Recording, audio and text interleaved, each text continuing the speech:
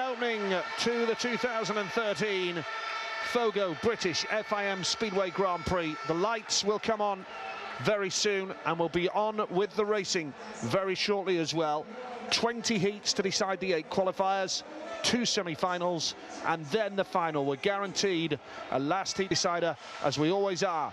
That's the World Championship trophy that they're all after, and we remind you that Emil Sayfutdinov is the current series leader, with Ty Woofenden of Great Britain just a point behind. It really is set up quite beautifully here in Cardiff tonight. And speaking of Cardiff, what a beautiful city we're in here.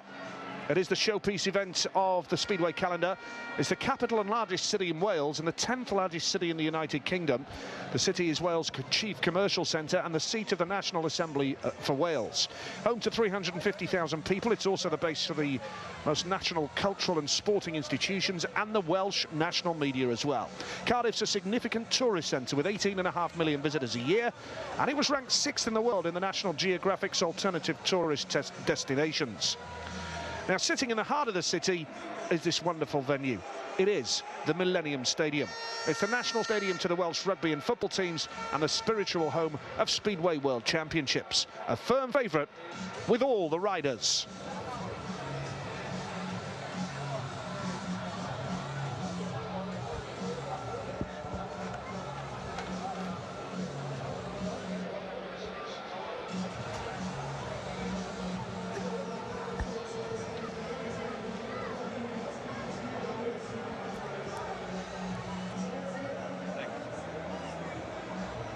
Yeah, different.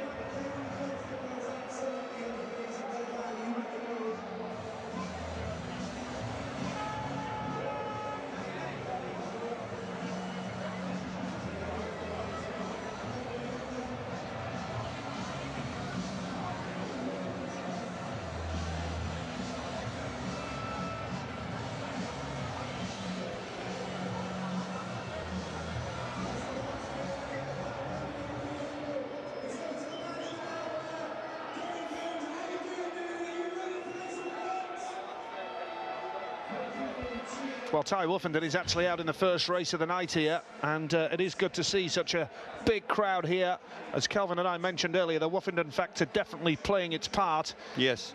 And as we say, he is out in the first race, so every rider has to complete 5 rides, and then the top 8 will qualify for the semi-finals. Let's bring you the lineup for the first 4 heats. A very, very fast rider on his day.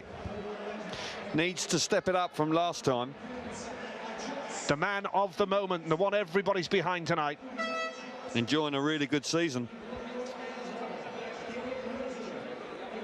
Finding life tough in his first full season of the GP. Still searching for top form. Very, very inconsistent so far, Antonio.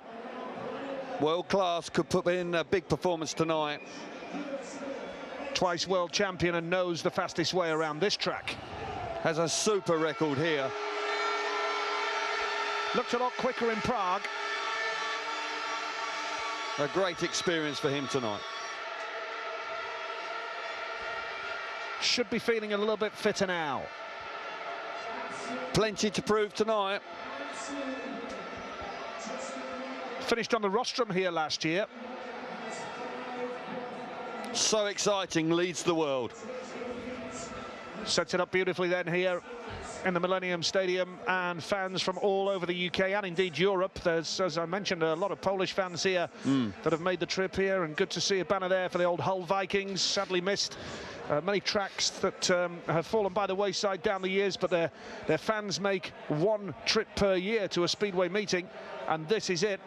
And Ty Woofenden Well, won in Prague, and he is the man of the moment. He's the one everybody, or the majority, I would suggest, of the British fans are rooting for here tonight. Spotlight's been on him since that win 2 weeks ago in Prague. I think it's a good thing that he's out in Heat 1. He hasn't got to wait too long to get that first ride out of the way. Has to be feeling nerves.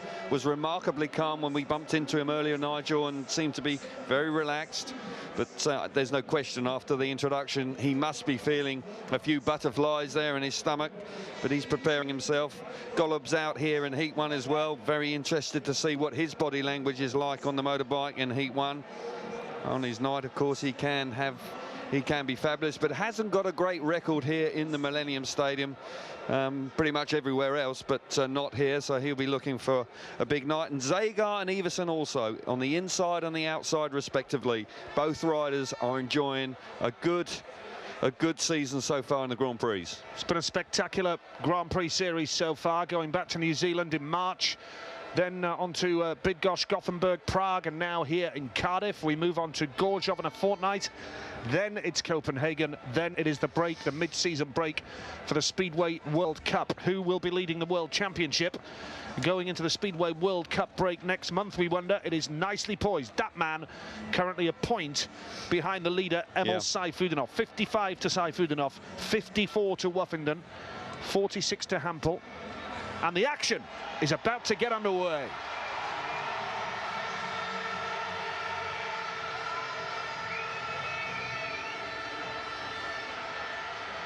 Well, the riders emerge onto this Millennium Stadium surface, which has been talked about quite a bit over the last 24 hours or so. They've relayed the track overnight, and it's going to be interesting to see how heat number 1 goes. They did have an extra practice this morning, Kelvin. Yes, but still, it'll be interesting to see how it goes in competitive racing here.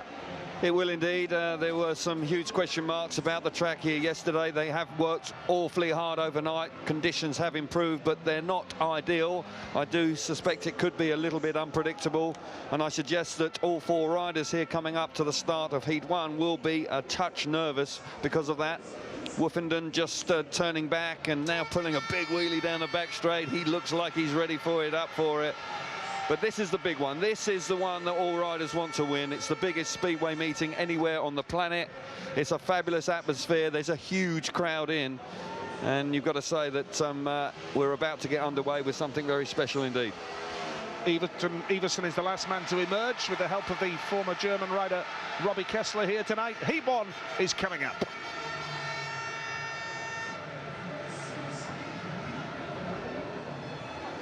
Here's your lineup then for the first race of the night. Matti Zagar goes off the inside in red. The man of the moment, Ty Woffington, goes off gate 2 in blue. Thomas Golub is off gate 3 in white. Niels Christian Iversen off the outside in yellow. There'll be nerves, there'll be butterflies, not least of which because of the size of the occasion, Kelvin, but because of the track, which was relayed overnight. Yep. Absolutely, it's a little bit unknown. They're not quite sure how it's going to behave itself here. They've worked very hard. Looks a lot better than it did yesterday, but there's no question there are some doubts in riders' minds exactly how it's going to ride. They settled down for what could be a really interesting night of Speedway. Will Woffington handle the extra pressure of his home Grand Prix? This is Heat 1. Christa Gardell with his finger on the button. Good start from Zagar, but Woffington has hit that first turn.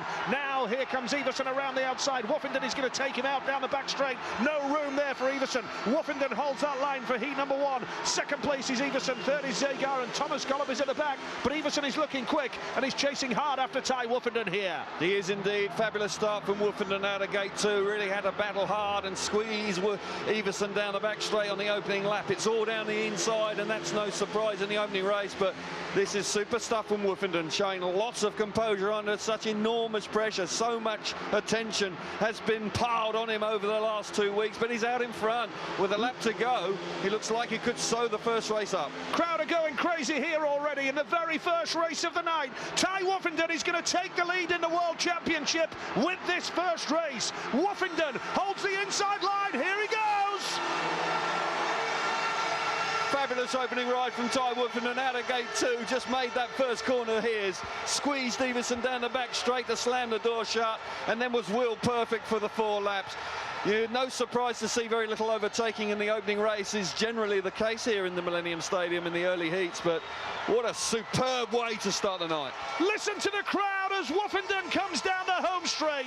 What a start to this British Grand Prix. A Great Britain rider leads the World Championship after the first race of the night. Of course, Saifuganov has got a race in hand. He's to come in race number 4. But what a dream start that is for Ty Woofenden. Niels Christian Iversen second. He looked quick, Iversen. Zagar was third. And Thomas Golub at the back. But what a dream start that is for Ty Woofenden of Great Britain. He made that start and managed to hold off the very, very fast Niels Christian Iversen. Yeah, Iversen was all over him, but Woofenden had eyes in the back of his head. He really had to slam the door shut down the back straight. Here we see it, coming out of gate 2, track, even Stevens, no points on the board, but he just gets that run. So important to get away from the tapes here. It's a small track, more demanding, no respite out there. Now Iversen pushing hard around the outside in the first corner. Tapes are up, we're seeing it again, but Iversen from the outside gate in the yellow helmet colour, they're there, just really beginning to put the squeeze on him, but Woofenden had all the answers, and as I said before, he rode a wheel-perfect ride. Great start. Track looked okay there, Kelvin. Rode okay, a little bit ripply, a little bit bumpy, but nothing to concern riders too much. Riders will be relieved to have seen that. Celebrations for Ty Woofenden, 3 points to his name after the opening race of the night, and as I say, he now leads the World Championship with 57 points. Peter Adams, the Wolverhampton team manager, in his pit corner. So far, so good after one race for Woofenden, the man that a large part of this crowd have come to see tonight. And now we move on to the second race of the night. Here's your lineup then. Across the grid, Jarek Hampel goes off the inside in red. A very inconsistent and unpredictable rider. Antonio Limbach goes off gate number 2. Andreas Jonsson, who had a spill in practice yesterday, goes off gate 3 in white. And Martin Vasilik going off the outside in yellow. Well, you could say that all 4 riders have been a bit unpredictable this year and lacking consistency. There's plenty of talent out there, quality. Antonio Limbach last year was in fine form in the second half of the season, but it hasn't been the case so far this year. Jarek Hampel winning the opening round of the World Championship and has struggled since then. This is heat number 2. And it's a good start from Hampel off gate number 1. Super start from him. And Vasilik's gone down and hit the air fence on the first turn. The referee, Krista Gardell, has immediately put the red lights on. They're going to have to come back and do that all again, I would suspect. He'll fall back, I would think, and just a classic case of bunching going into the first corner. He's just caught on the outside and got a little bit of a shove. We see it again. Hampel had made a good start from the inside. Bit of touch between Vasilik and Andreas Jonsson, and Vasilik slips off the bike. Vasilik's a rider that I can't quite figure out this season. He seems to be lacking speed, whereas last year he had it in bagfuls and hasn't been able to replicate the form from last year. All 4 back, we're hearing, so Krista Gardell, as predicted, has made the sensible decision, and all 4 riders will come back to the tapes. Yeah, and that was nothing to do with the track, Kelvin. That was just a typical first turn incident. Vasilik is having a little bit of treatment down on the first turn. He did get up initially. Be interested to see how the track develops tonight. Yeah, Pete Kenyon, the doctor's out there just keeping an eye on him, but I'd like to think that he's going to be okay. And Peter Kenyon, you mentioned the doctor, is a man you know well from your Coventry days, Kelvin. Yeah, I do, yeah. He's been the doctor at Coventry for as long as I can remember, and he's a smashing guy. He understands the sport, and he's a man that really is in tune with Speedway, so no better man to be on hand here this evening. Hampel, just having a chat about him. He made a good start there in the early stages there, but this season he's difficult to work out. You know, he's a genuine professional, but winning in New Zealand, you would have thought he would have kicked on from there, but still 4th in the world and plenty of points to be raced for, yeah. He scored 15 points in 2 Grand Prix. That was in Gothenburg and New Zealand. He got 8 in Bydgoszcz and 8 in Prague. We see Vasilik now walking away, and he has not done any better than a 6-point score, which was in Prague a fortnight ago. Yeah, and that's his best return so far, and yeah, that's not really what he's looking for. He's a confident character, and it hasn't worked out for him so far this season, but I think as a fully fledged Grand Prix rider, I think that just shows you how the demands mentally are on riders. And he just bites the dust here. He'll be back. I'm sure that the referee will put the 2 minutes on reasonably soon, and we'll get riders back round to the tapes. Massive night. What an opening ride from Ty Woofenden. Got to reflect on that a little bit more. We've got a bit of extra time. Track rode very well. Disappointed to see Gollop out the back, but Woofenden looked good. Well, let's get some reaction from Ty Woofenden, the first heat hero. He's with Steve Brandon now.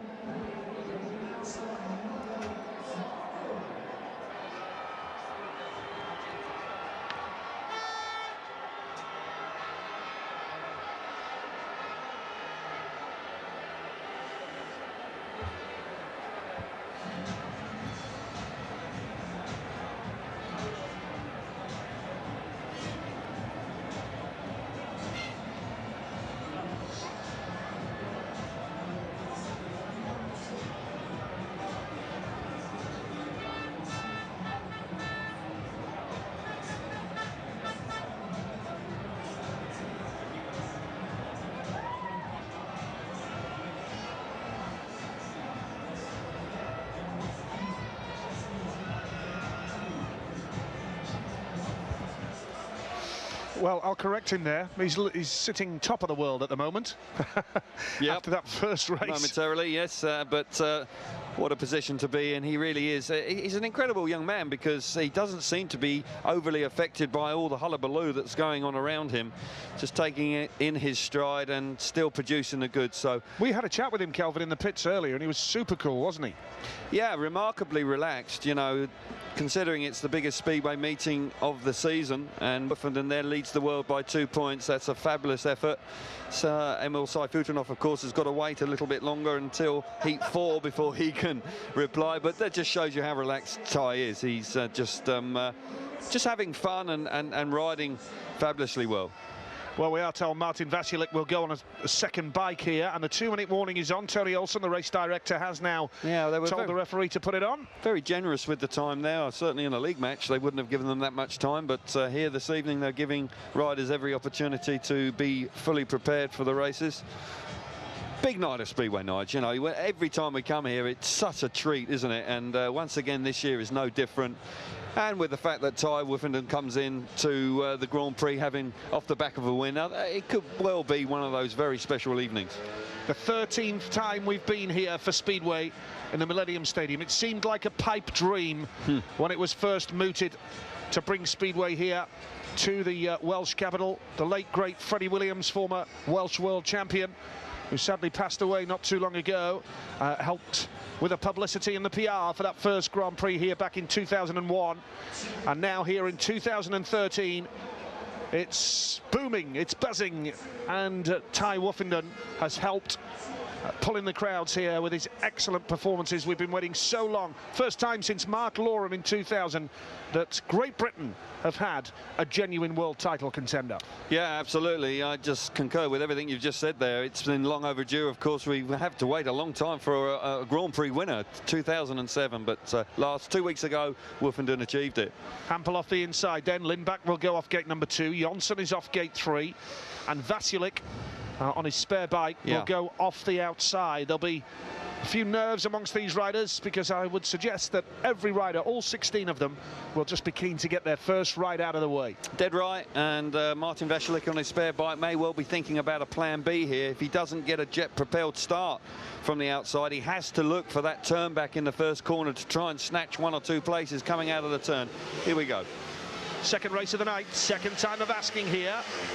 Tate tries, and Hampel's made a good one again off the inside. Now Vasilik will try and sweep across from the outside. It's worked a treat. What a move from Martin Vasilik. Stunning swoop around the outside, and he got the drop on Hampel with Lindback third, and Jonsson now is challenging Lindback. The Swedes in third and fourth right now. But what a move by Vasilik in that first turn and coming out of turn 2, Kel. Yeah, Andreas Jonsson now just slipping up the inside of Antonio Lindback nicely into third place, but that was an excellent performance from Martin Vasilek, that's more like the Martin Vasilek that we've been accustomed to seeing, really determined away from the tapes and then round the middle of the track. Look how fast he is. Second bike, it's done him a favour. He's out in front, pulling away. Hampel steady in second place with Andreas Johnson trying hard in third. But got to say, Vasilek, the Slovakian rider, looking good out in front. Well, his best score this season was a fortnight ago, and his score was 6. Here, he's going to get 3 in one ride.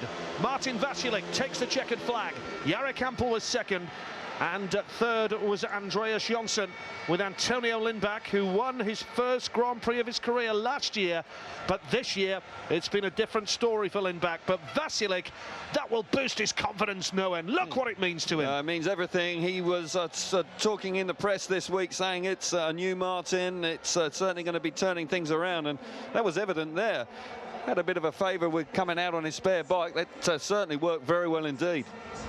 So the winner there was Martin Vasilek. Jarek Hampel was second. Third was Andreas Johnson, with Antonio Lindbach at the back. And that's a major disappointment for Lindbach, because he's a much better rider than that. But it was a smart move by Vasilek, the way he went around the outside and pulled clear. But Lindbach knows he's not on his best form right now. Struggling. He's finding it very difficult to get amongst the points. The tapes are up. Hampel initially makes a really good jump into the first corner, and would have thought that he would have had that under control. But look, Vasilek, the bike really drives hard to the first corner, and then he has the luxury of then extra grip in the middle of the corner, and he's able to get round the Polish rider and get to the front. And when he gets to the front, he's hugely impressive. If he shows plenty of speed, bike right up on the tyre, powers down the back straight. Looks really good. And I tell you what, the confidence will be flooding back through his body right now. Has had a hard time so far this year, that's without question. And there, his opening ride from gate 4, that was a good effort. Won a Grand Prix last year, has got to 2 finals in his career. Can he make it number 3 here tonight? Martin Vasilek smiles back. Yep, huge confidence rider. And coming up in heat number 3, we've got 2 world champions, the reigning world champion and the twice world champion. It's Chris Holder and Greg Hancock, who have both won here in Cardiff.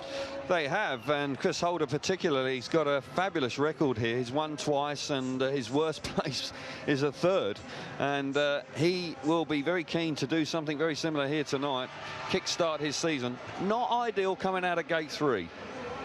So Alice Trimmel goes off the inside, the replacement for the injured Darcy Ward. Freddie Lindgren of Sweden goes off gate number 2 in blue, rides here in the UK for Wolverhampton. Chris Holder off gate number 3 in white, rides for the Poole Pirates here. And Greg Hancock, twice world champion, started his professional career here in the UK with Cradley Heath 24 years ago, would you believe? Wow. And ever present in the Grand Prix. Greg Hancock is off the outside gate. This is heat number 3 of the British Speedway Grand Prix at the Millennium Stadium. And who will emerge? Lindgren's made a good one off 2. Can Holder get the drop on him? Yes, he can. Chris Holder has got the lead, and here comes Hancock down the back straight. Will Lindgren leave enough room? Not quite. He's gone square, and that allows Hancock the opportunity to chop up the inside and take 2nd place. Holder has the lead. Hancock 2nd. Lindgren is 3rd. Alice Trimmel at the back, and Lindgren charging hard after Hancock here. Oh, the world champion means business tonight out of gate 3. I fancied that would be a hard, tall order, but he makes light work of it. He's out in front, looking good. Lindgren made a mistake down the back straight on the opening lap, lifted as he went into the turn, left the door wide open, and Greg Hancock was able to, quick thinking, a split-second decision to get back up the inside. Lindgren out of shape, struggling in 3rd place, and dribbles out the back. But Holder, the world champion, never write him off here. Fabulous record, looking like he's going to pick up a win in his opening ride. Yeah, great ride from Chris Holder, plenty of speed. He's going to take the checkered flag. Hancock not too far behind him. Lindgren was 3rd. Alice Trimmel at the back. Lots of support for Chris Holder, because he rides here in the UK for the Poole Pirates, and there's plenty of Poole fans here tonight, that's for sure. Well, Chris Holder looked very quick there, Kelvin. Yeah, very impressive from the world champion. There's something about this venue that he just seems to click with. He has been awfully impressive in the last 3 years, and once again in his opening ride in 2013 pulls off a very impressive win. Never easy to win from gate 3 in the Millennium Stadium. He made it look remarkably easy. Chris Holder the winner, with Greg Hancock 2nd. Freddie Lindgren was 3rd, and Alice Trimmel at the back there. So 3 big points for Chris Holder, who has had a good week in his league form. He has admitted in the press this week that he feels as though he is getting more and more back to his old self, and feels as though the consistency is coming back.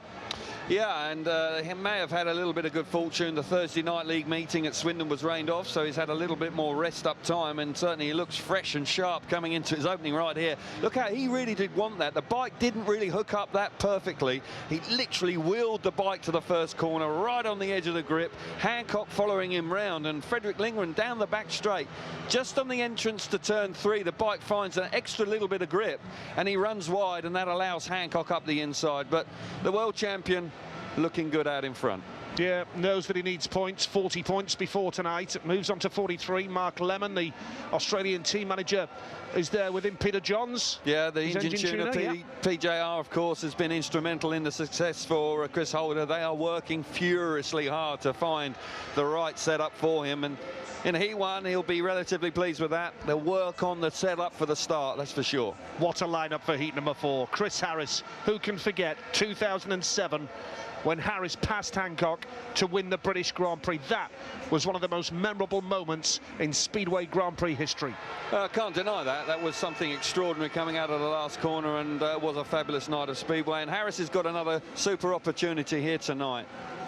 It's Emil Sayfutdinov, the leader before tonight of the World Championship. He goes off the inside in red.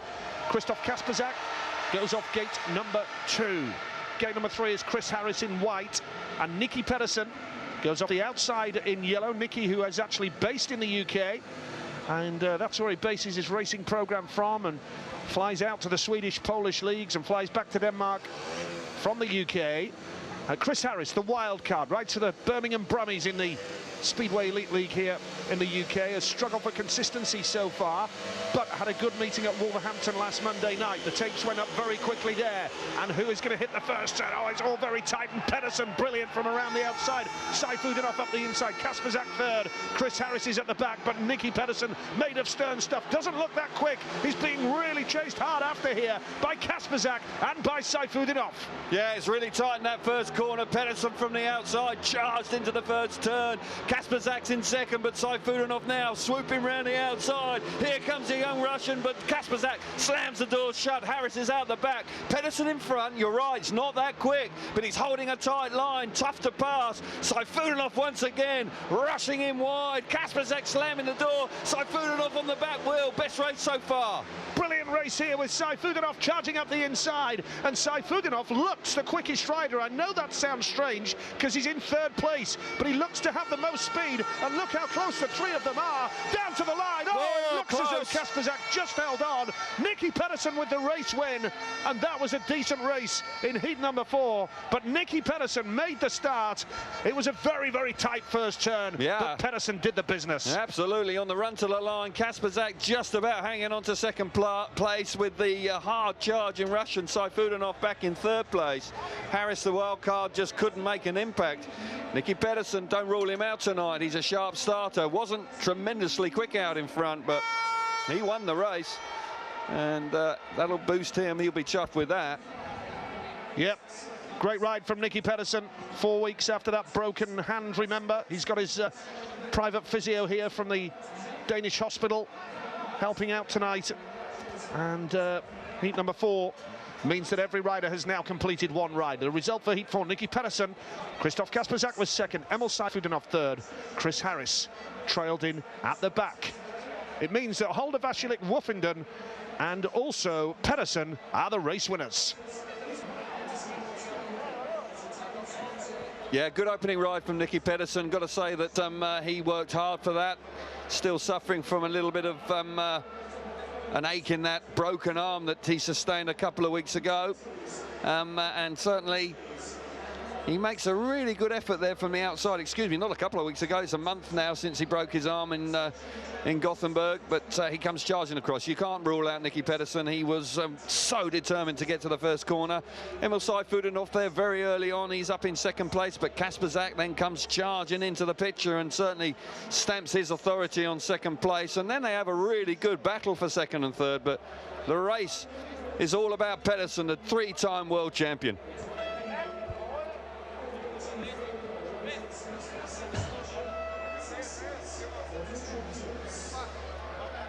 Well, we've had 4 races then, so every rider has now completed one ride, and the track has behaved itself so far after all the dramas of last night when the track was...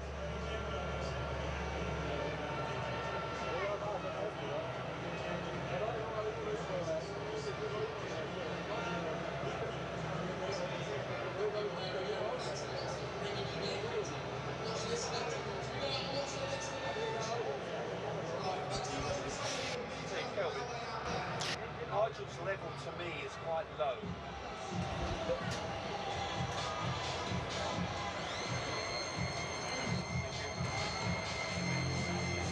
You get that one.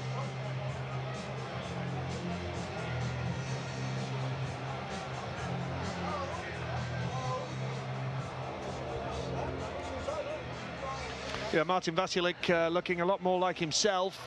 We know what a fine rider he is. So let's take a look at what's coming up for the next 4 races now.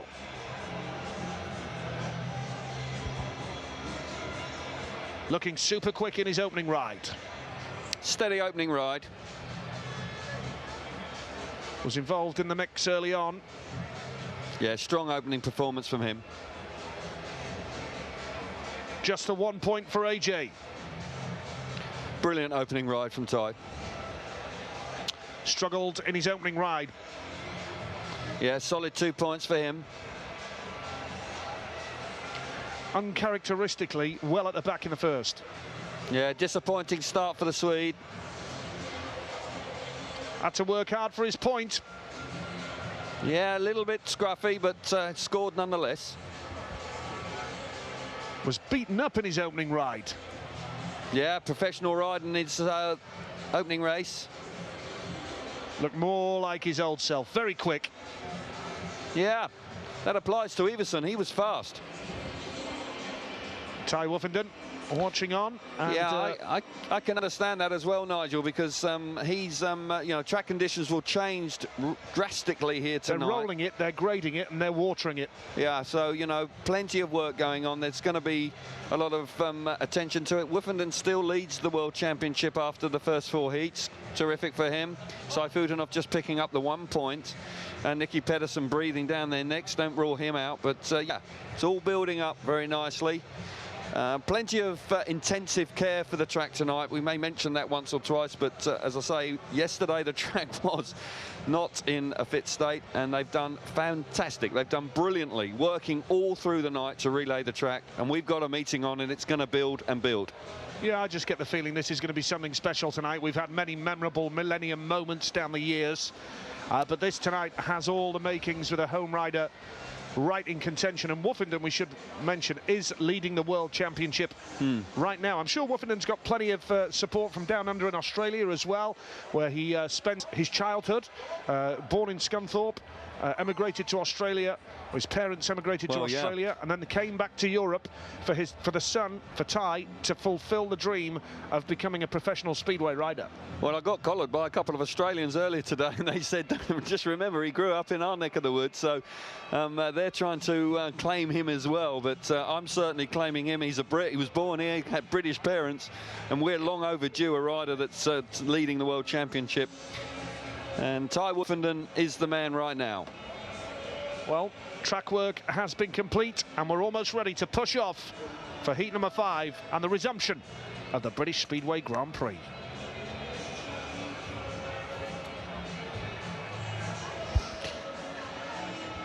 So heat number 5 coming up then. The riders emerge from the tunnel area. Chris Holder with a win in his opening ride. Nicky Pedersen with a win in his opening ride as well.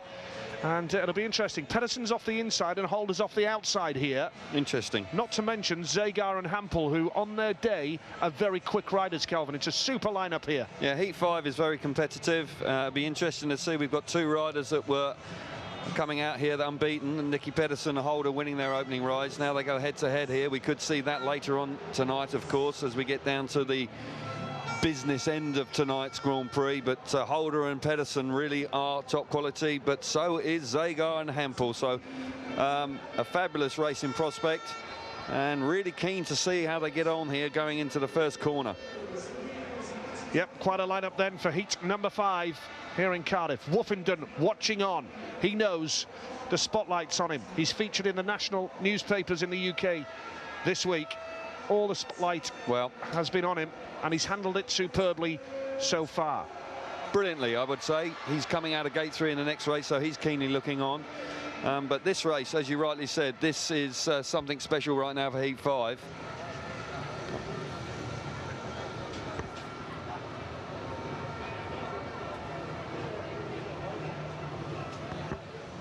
Heat number 5, you line up Nicky Pedersen off the inside. So impressive in his first ride, but had to work hard. Matty Zagar goes off gate 2. Jarek Hampel is off 3. And Chris Holder, who had plenty of speed for his win in his opening ride, is off the outside in yellow. He's going to need it here again. Plenty of competition. Jarek Hampel, if he hits the front, he's a mighty fast rider. And as I said, after you've had your first ride, you know what you're in for. A few tweaks here and there. Riders will get more competitive as the meeting goes on. And that certainly applies here, because all 4 of these riders are proven at this level. Certainly Zagar's probably the only one that hasn't won a Grand Prix. So, yeah, terrific racing prospect. Heat number 5 here at the British Grand Prix in the magnificent Millennium Stadium. Great atmosphere, and the racing, I'm sure, will just get better and better as the night progresses here. Who's going to emerge in that first turn? Pedersen's made a good one. Oh, Holder's gone down and hits the fence at high speed as well. Again, well, just, I think, one of those first turn incidents, and Holder is the man who's gone down. That's done him a favour, Nigel. Didn't get a clean getaway. He did spin up a little bit in his first ride coming out of gate 3, and he had the same situation there. We'll see it again. He's on the outside. The bike doesn't really dig in and go as hard as he would have liked, and Hampel's there. Pedersen, of course, he's so reliable away from the tapes. That's why he's going to be such a big threat tonight. He very rarely misses the start. He's there, but Holder just half a bike behind Hampel going into the first corner, and he's down. Now, he's got an opportunity. I do believe that he's going to be okay. He's probably just a bit bumped, maybe a little winded, but the bike just spins momentarily, and then it lifts, and he just can't quite get across Hampel, and he's just behind him, and then he gets a little bit of a bump here, and down he goes. But he's got a second chance now. Fully expect all 4 back. He's hit the airbag at some speed there, Chris Holder, but confirmation from Chris de Gardel, the referee, that it is all 4 riders back. Chris Holder just taking his time. Woofenden down there, just making sure he's okay. Yeah, I was expected to see that. It wasn't too harsh. He was away from the bike. But, you know, I think it's a bit like Veselik. I think he now knows what he's in for coming from the outside. So he's either got to get the bike to jump that first bike length, Nigel, to get the better of Hampel so he can dictate things going to the first corner, or, as we've seen before, the big turn back up the inside. And of course we should mention, Kelvin, that this Millennium Stadium track here in Cardiff is one of the smaller tracks. It's 278 metres. Yeah. And a little bit different to Gothenburg. Which is just over 400 metres. Absolutely. And really, the entry to that first turn, there's not a lot of room for error. No, and because it's only 278 metres around the inside, there's less room. Riders will touch. We've seen it twice already in the opening races. And that's why it's such an intense place. Huge crowd, great atmosphere, British flags flying. What fabulous scenes they are. Superb indeed. And as I say, there's no respite on this track. One corner leads into the next. And I can assure you, as a rider, if you go right through to the final tonight, mentally you are completely drained. It is a huge night on that side of things. Well, I know a lot of Speedway fans have made a weekend of it here in Cardiff. And I know a lot of them travelled down yesterday and took in Somerset and the Premier League pairs meeting at the Oak Tree Arena, and made a real weekend of it. And certainly Kelvin this afternoon as well, walking through Cardiff city centre, it was packed full of Speedway fans and a great atmosphere as well. Super atmosphere in the town, and it's a pleasure to be out and about with enthusiastic fans, genuinely keen to get amongst the action here tonight. And you know, it never fails to surprise, really. You get here and they just love it. We're watching Holder, the world champion, just slip off the bike going into the first corner. It's got a second chance. I've got to say that Chris de Gardel, the referee, and Tony Olsen, the race director, are being generous with the amount of time given to riders. Call. Yeah, but Tony Olsen is being generous with the amount of time for riders to get prepared. Holder, big night in prospect for him. Tonight, he could put his world championship right back on track. Big performance here, 17 points, 19 points, something like that. It could well be right back in the thick of things. I think our director's planning the 2-minute warning there. Just as we went to the clock, it started. Absolutely perfect timing, you might say. Yep, 2 minutes is underway then, so the 2-minute time allowance in Speedway means that the riders have to be under power and ready to race within 2 minutes of that warning, or they're disqualified. So just a moment, you know, the Holder, obviously, we're watching, getting prepared. He'll stay on the same bike. They've put a fresh tyre in. No surprise there. They want a fresh edge to the tyre so it digs in, gives him the best possible chance of getting to the first corner. But you've got to talk about Nicky Pedersen, because Pedersen's a rider that's been through the wars already this year, but keeps battling, and his performance 2 weeks ago with that broken arm was a fabulous one. You know, the track conditions were difficult in Prague, but he was right there, made the final, and he's well and truly in the hunt for the championship. Very much so. Chris Holder, the reigning world champion, in form. That's the key. He's in form and he's confident. Had a good meeting for Poole on Monday night against Kings Lynn, and then went to Sweden on Tuesday and did well as well. Here's your lineup. Nicky Pedersen off the inside. Matti Zegar goes off gate number 2 in blue. Jarek Hampel is off gate 3, and Chris Holder is off the outside. Can Pedersen do it again from the inside gate? Yeah, it's always difficult when you've hit the front and the red lights come on. It so often is the case where that rider then misses out, but Pedersen's the sort of rider that can reproduce it and hit the front. He's on the inside gate, and I think he'll take confidence from that. Holder, I would suggest, is the one that's now just having to think clearly. What will he do? If he can jump out of the tapes and dominate the first turn, then fair enough. But as I say, there has to be a plan B when you come from the outside to chop back to the inside. First turn's the key here. Can they get away cleanly? This is heat number 5. Second time of asking. Tate tries, and going into that first turn, Pedersen again, and Zegar, oh, how he stayed on the bike, and Holder now charges up the inside. Hampel third, Zegar now challenging Hampel. Nicky Pedersen has that lead. Chris Holder is second, Jarek Hampel is third, and I'll tell you what, Kelvin, that was a ruthless first turn once again. It was, and no surprise from Nicky Pedersen to be tough in the first corner. He takes full advantage of the inside gate, and he's powering away. Great move from the world champion. Holder realised that he wasn't going to get across, switched the throttle off, and then tucked back to the inside past 2 riders coming out of the first turn on the opening lap. Pedersen's out in front. Holder's chasing him down, but you just sense that Pedersen's going to be a tough customer tonight. Pedersen going into the last lap now. Chris Holder second, Hampel is third, Zegar at the back, and Pedersen looks to be a little bit more dialed in this time in terms of the speed in the bike. He's got the setup, he's kicking on. It's going to be 2 wins out of 2 for Nicky Pedersen of Denmark, the 3 times world champion. Magnificent ride from Nicky Pedersen, from Chris Holder, from Jarek Hampel, but again, that was so tight in that first turn. I thought at one stage riders were going to come down. I thought that Zegar was going to get off the bike there. He did remarkably well to stay on.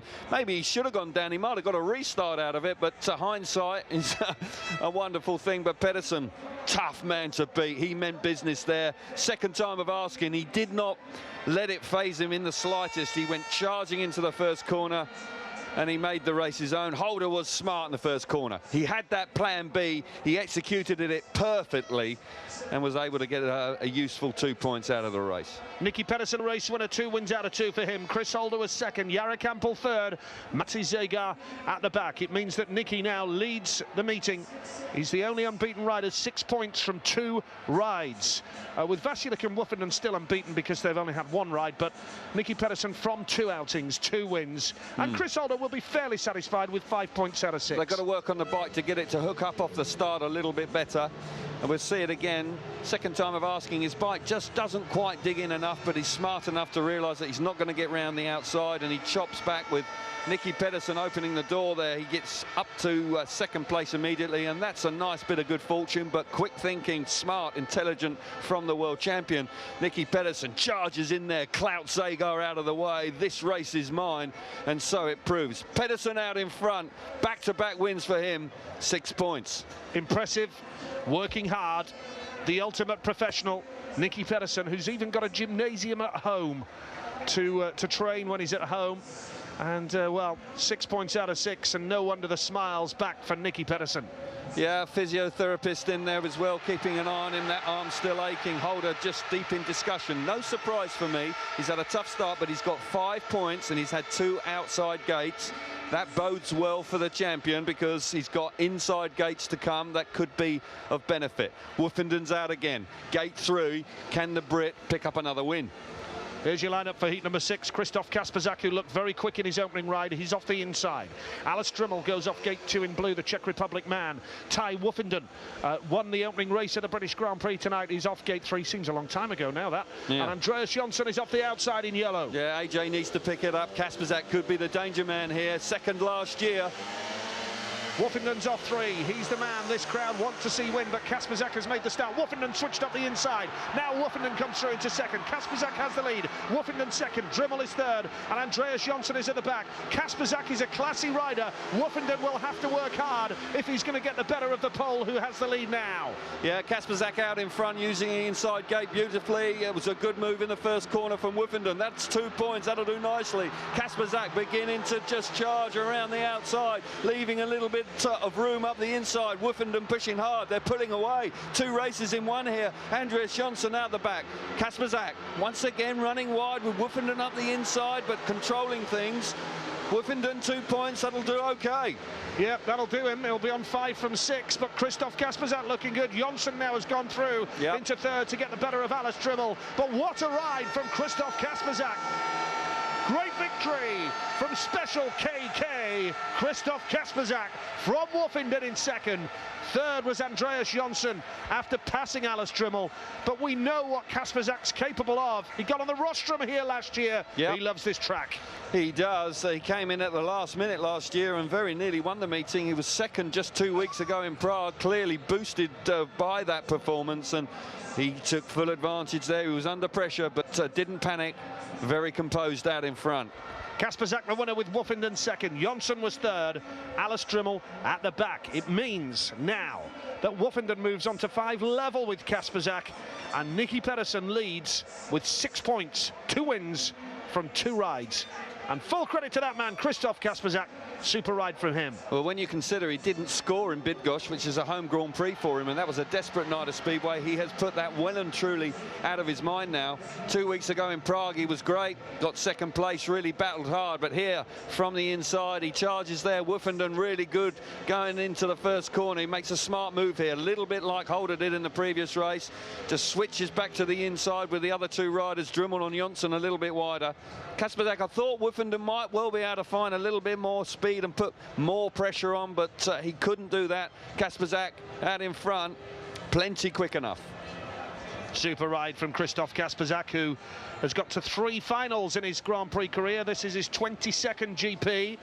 And his dad's there with him in the pits. Woofenden with Peter Adams. 5 points for both riders. Decent return after 2 outings. They'll both be happy with that. Absolutely. Solid start from both riders. They'll be pleased with that. They're well and truly involved. Heat 7 coming up, looking good. Freddie Lindgren, Saifudanov will be looking for more this time. He battled hard but couldn't find a way through. But starting could be his nemesis tonight. If he can't make the start, he's going to have to work awfully hard. Freddie Lindgren goes off the inside in red. Gate 2 in blue is Emil Saifudanov. Gate 3 is Antonio Limbach, and Thomas Golub, who trailed in at the back. Mr. G only got 3 points in Prague, and here tonight yet to score. Only riding in the Polish League in the Grand Prix this year, Thomas Golub, and he's got a difficult Gate 4 here now. Yeah, it's not ideal for him, and he was not very impressive last 2 weeks ago, and certainly in his opening ride here, again, didn't look really like he was interested. Can't afford to do that this season. It's so competitive. You can slip out of the reckoning very quickly indeed. So Mr. G from the outside got to do something here.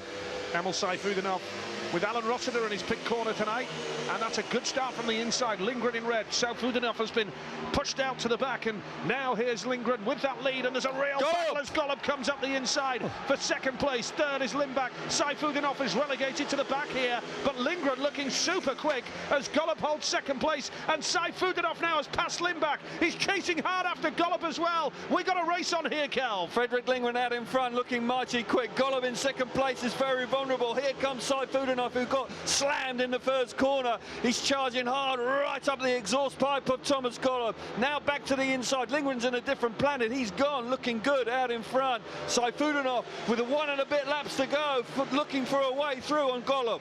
Emil Saifudanov in blue is trying everything, and he comes up the inside of Golub. Golub holds the line. Is the room there? Just about. Golub gets the drop for second place. Lindgren's going to win it. Saifudanov's having to go for second. No! Really tight on the run to the line, wouldn't know which way it's gone. I suspect Golub may just have hung on there, left himself really vulnerable on the last lap with Sayfutanov charging up the inside.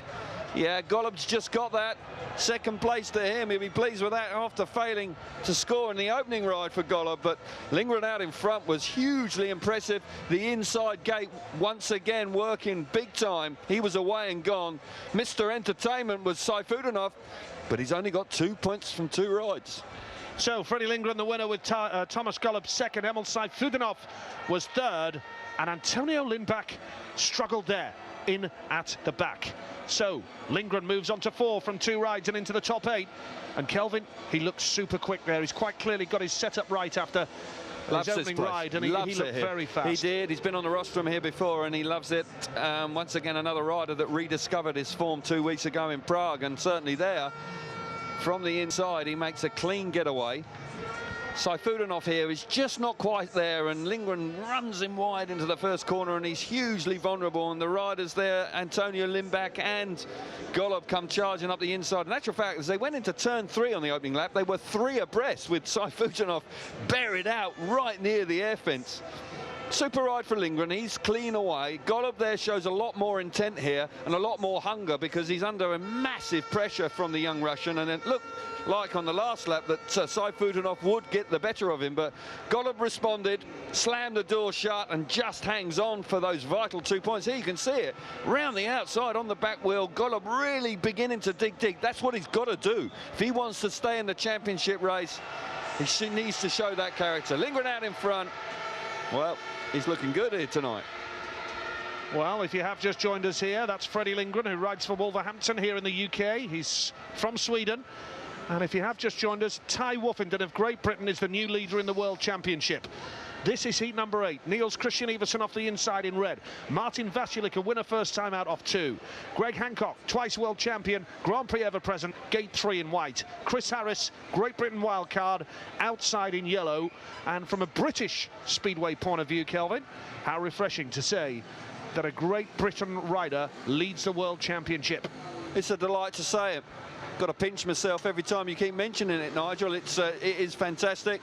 Chris Harris disappointing in his opening ride. He needs to come up with something a bit different this time. Hancock was quick in his opening ride, so was Iversen. Another good race.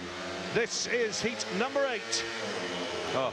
Good start from Iversen off the inside. Hancock with a beauty from 3. Now this is a real test of Hancock down the back straight. What a move from Greg Hancock. Super gate from 3. Second place is Iversen. Vasilik is third. Harris is at the back, chased hard there after Vasilik, but now Harris comes up the inside, challenging for third to try and get the better of the man in the blue helmet, Martin Vasilik. But Kelvin, what can you say about that move by Greg Hancock? Great first turn from the veteran American. Now Harris gets into third place, who made an awful start from gate 4, just didn't go anywhere. Hancock, though, looks good. He was fast in his opening ride, and he's now producing it here in his second. Iversen's chasing hard. There's a real battle out the back with Vasilik and Harris. Harris lifting, nearly throwing that point away, but what can you say about Greg Hancock? He looks terrific here, really controlling the race nicely. Greg Herbie Hancock, still hugely popular in the UK, doesn't ride here anymore in the UK League, but still has many, many fans from the clubs that he represented. Coventry, Cradley, Oxford, Reading, they are supporting Greg Hancock, no doubt about that. He's hugely popular, and what a ride that was from Greg Hancock from gate 3. And I would suggest he used all his experience, all his knowledge and track craft to make it work for him there. It's a win for Hancock. Iversen was second, Chris Harris was third, and the enigma that is Martin Vasilik trailed in last after winning his opening ride. Now Hancock on 5, well and truly in the top 8.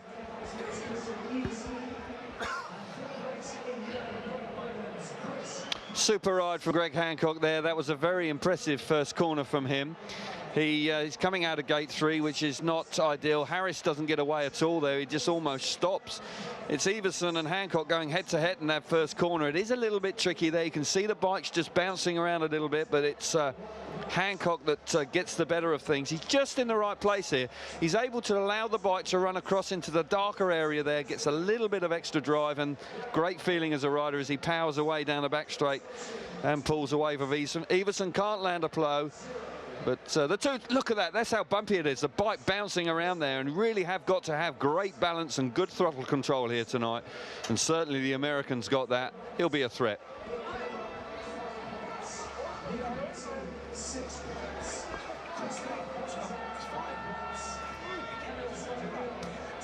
Great ride from Hancock then, 5 points for him. This Millennium Stadium crowd enjoying the action so far. 8 races gone. Travis McGowan, former rider with Greg Hancock in the pits corner. Richard Child, the USA team manager, is alongside him as well. And he looked very quick there. And he did. Plenty of track craft and experience carrying him through to the victory. Yeah, I would agree. He was... you know, he plotted his way around there. You could see the bike in the super slow-mos, how rough it is out there, and they're making light work of it, the bike bouncing around. Track conditions are not ideal, but certainly the racing is beginning to settle down. I'm sure the racing will improve as the night goes on. But Greg Hancock, you know, what can you say? Ever present in the Grand Prix. He's here. He wants to. He's still hungry to win. Yep, we'll have heat number 9 coming up with Jonsson, Harris, Zagar and Lindgren. What they're doing now on the track is rolling it once again. The heavy roller is out. Our Australian viewers will know what that's all about, the heavy roller during the interval. But there'll be no batsmen coming out or seam bowlers. It's just the gladiators of the shale that will be down the road, coming isn't out it? in heat Safari 9. Gardens, isn't it, round the corner? Safari Gardens not far from here, no. No, it's not. But no, it's good. It's good to see they're prepared, they're organised, and it's not really anything less than I would expect here this evening. They've got all the equipment. Let's head back down to the pits now, and here's our man, Steve Brandon.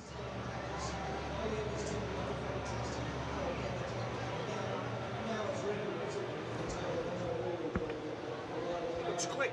Yeah. Mate, it's fine. When there's a commentary pause, I could come in, but I just let it stop naturally. Yeah, I was just wondering if I pulled up too soon.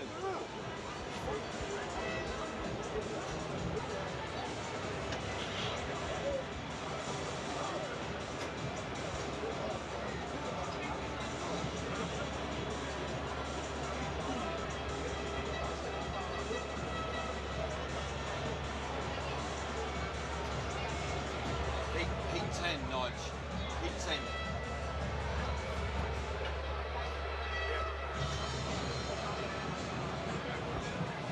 Yeah, good stuff from Niels Christian Everson. Delighted for him because there's no question he's been working really very hard indeed on himself. And I think that's been the key to it. Yeah, he's got good equipment, you've got to have it, but he's reaping the rewards this year. Greg Hancock with a superb ride last time out. He's with Steve.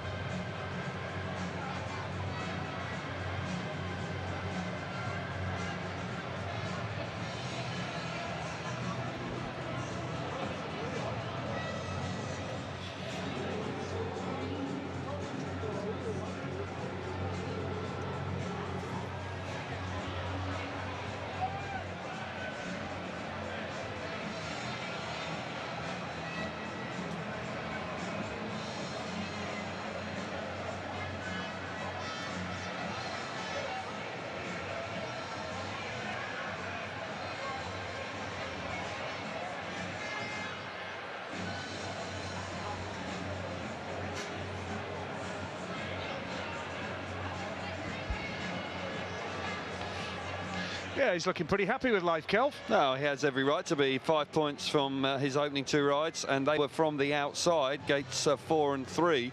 He's now got gate 1 and then 2 times gate 2, and that bodes well for him. 4 points for Freddie, and looked quick in his last outing. He'll be disappointed with that. Just worked hard for that 1 point. Yeah, hasn't got the speed again tonight. 5 points out of 6 and leads the World Championship. Only 2 points for the championship leader coming in. Can he get his first win of the night? Looking good. Very quick in his last outing. Looked better last time. Dropped just the 1 point, looking a lot better tonight. From hero to zero. Very good. 2 zeros. Similar for Alish, looking for his first point. Looks very quick. Niels Christian Iversen tonight. Unbeaten so far, he's the danger man. Kelvin Tatum on form behind the microphone tonight as we build up to heat number 9 and the resumption of the Grand Prix. And here we see the World Championship standings right now. Woofenden leads by 2 points ahead of Emil Seyfudinov. Nicky Pedersen on 51 and Jara Campbell on 49. A World Championship leader from Great Britain, and we haven't been able to say that too often. No, not often enough. You're dead right. And he started well tonight. Nicky Pedersen lurking there in 3rd place. Just shows you how important it was for him to race 2 weeks ago and get those 11 points from Prague. Kept him well and truly in the series, and he started, he's unbeaten so far. Andreas Jonsson, don't quite know what's going on there. He's a far better rider than we're witnessing at the moment, and he clearly is lacking confidence. Zagar, who's had a terrific season so far, he's only got 1 point tonight, got hammered in the first corner in his last ride, found it difficult then to make an impact. With these difficult track conditions, it will be important to make your move early in the race, Nige. Well, the roller has done its job, the grader has done its job. We're just waiting for some water to go down to keep the dust element of the proceedings down here at what is an indoor venue tonight. The roof is closed here at the Millennium Stadium, and has to be said, it creates an unbelievable atmosphere, doesn't it, Kelvin? Fabulous atmosphere when the roof is shut. They are working with a slightly unknown in the fact that they had to put some different material in the track yesterday. And even though the track is still quite soft, they're still having to water the top to keep the dust down. It goes down quite nice. It looks good here, but I think it is a little rough and a little bumpy in places. Starting is going to be at a premium tonight. The tight technical demands of the Millennium Stadium are huge. Harris is out here. He made an awful start in his last race. Didn't go anywhere from gate 4, but gate 2 this time. If he wants to make an impact here, he's been given a great opportunity as a wild card. BSI actually invited him here this evening. He didn't have to qualify through the British final, so he really does want to put his best foot forward. Needs a big ride now.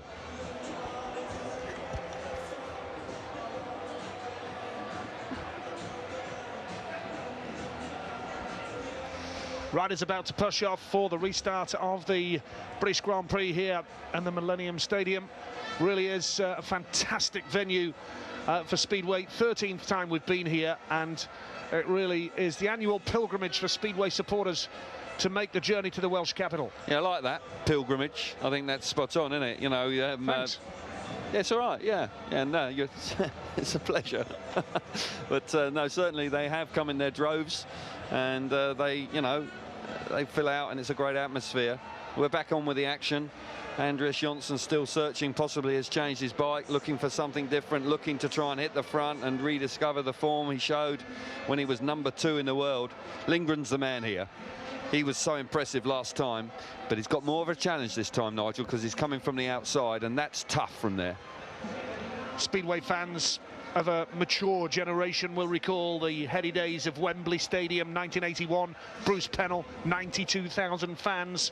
Ollie Olsen won at Wembley a couple of times as well, 1975, 1978. Here, the Millennium Stadium, Cardiff, thousands of Speedway fans in the Grand Prix, the modern day version of World Championship Speedway. This is heat number 9. It's round 5 of the World Championship. Chris Harris is off gate number 2 in blue, and watch out for Lindgren. Fast Freddy going off the outside.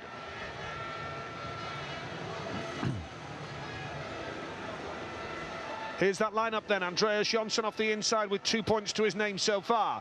Chris Harris, the wild card. Can he make gate 2 count? Matty Zagar goes off gate 3 in white, rides for the Bellevue Aces here in the UK. He'll be in action up in Manchester on Monday night. And off the outside in yellow, Freddie Lindgren, very quick in his last outing. He rides for Wolverhampton.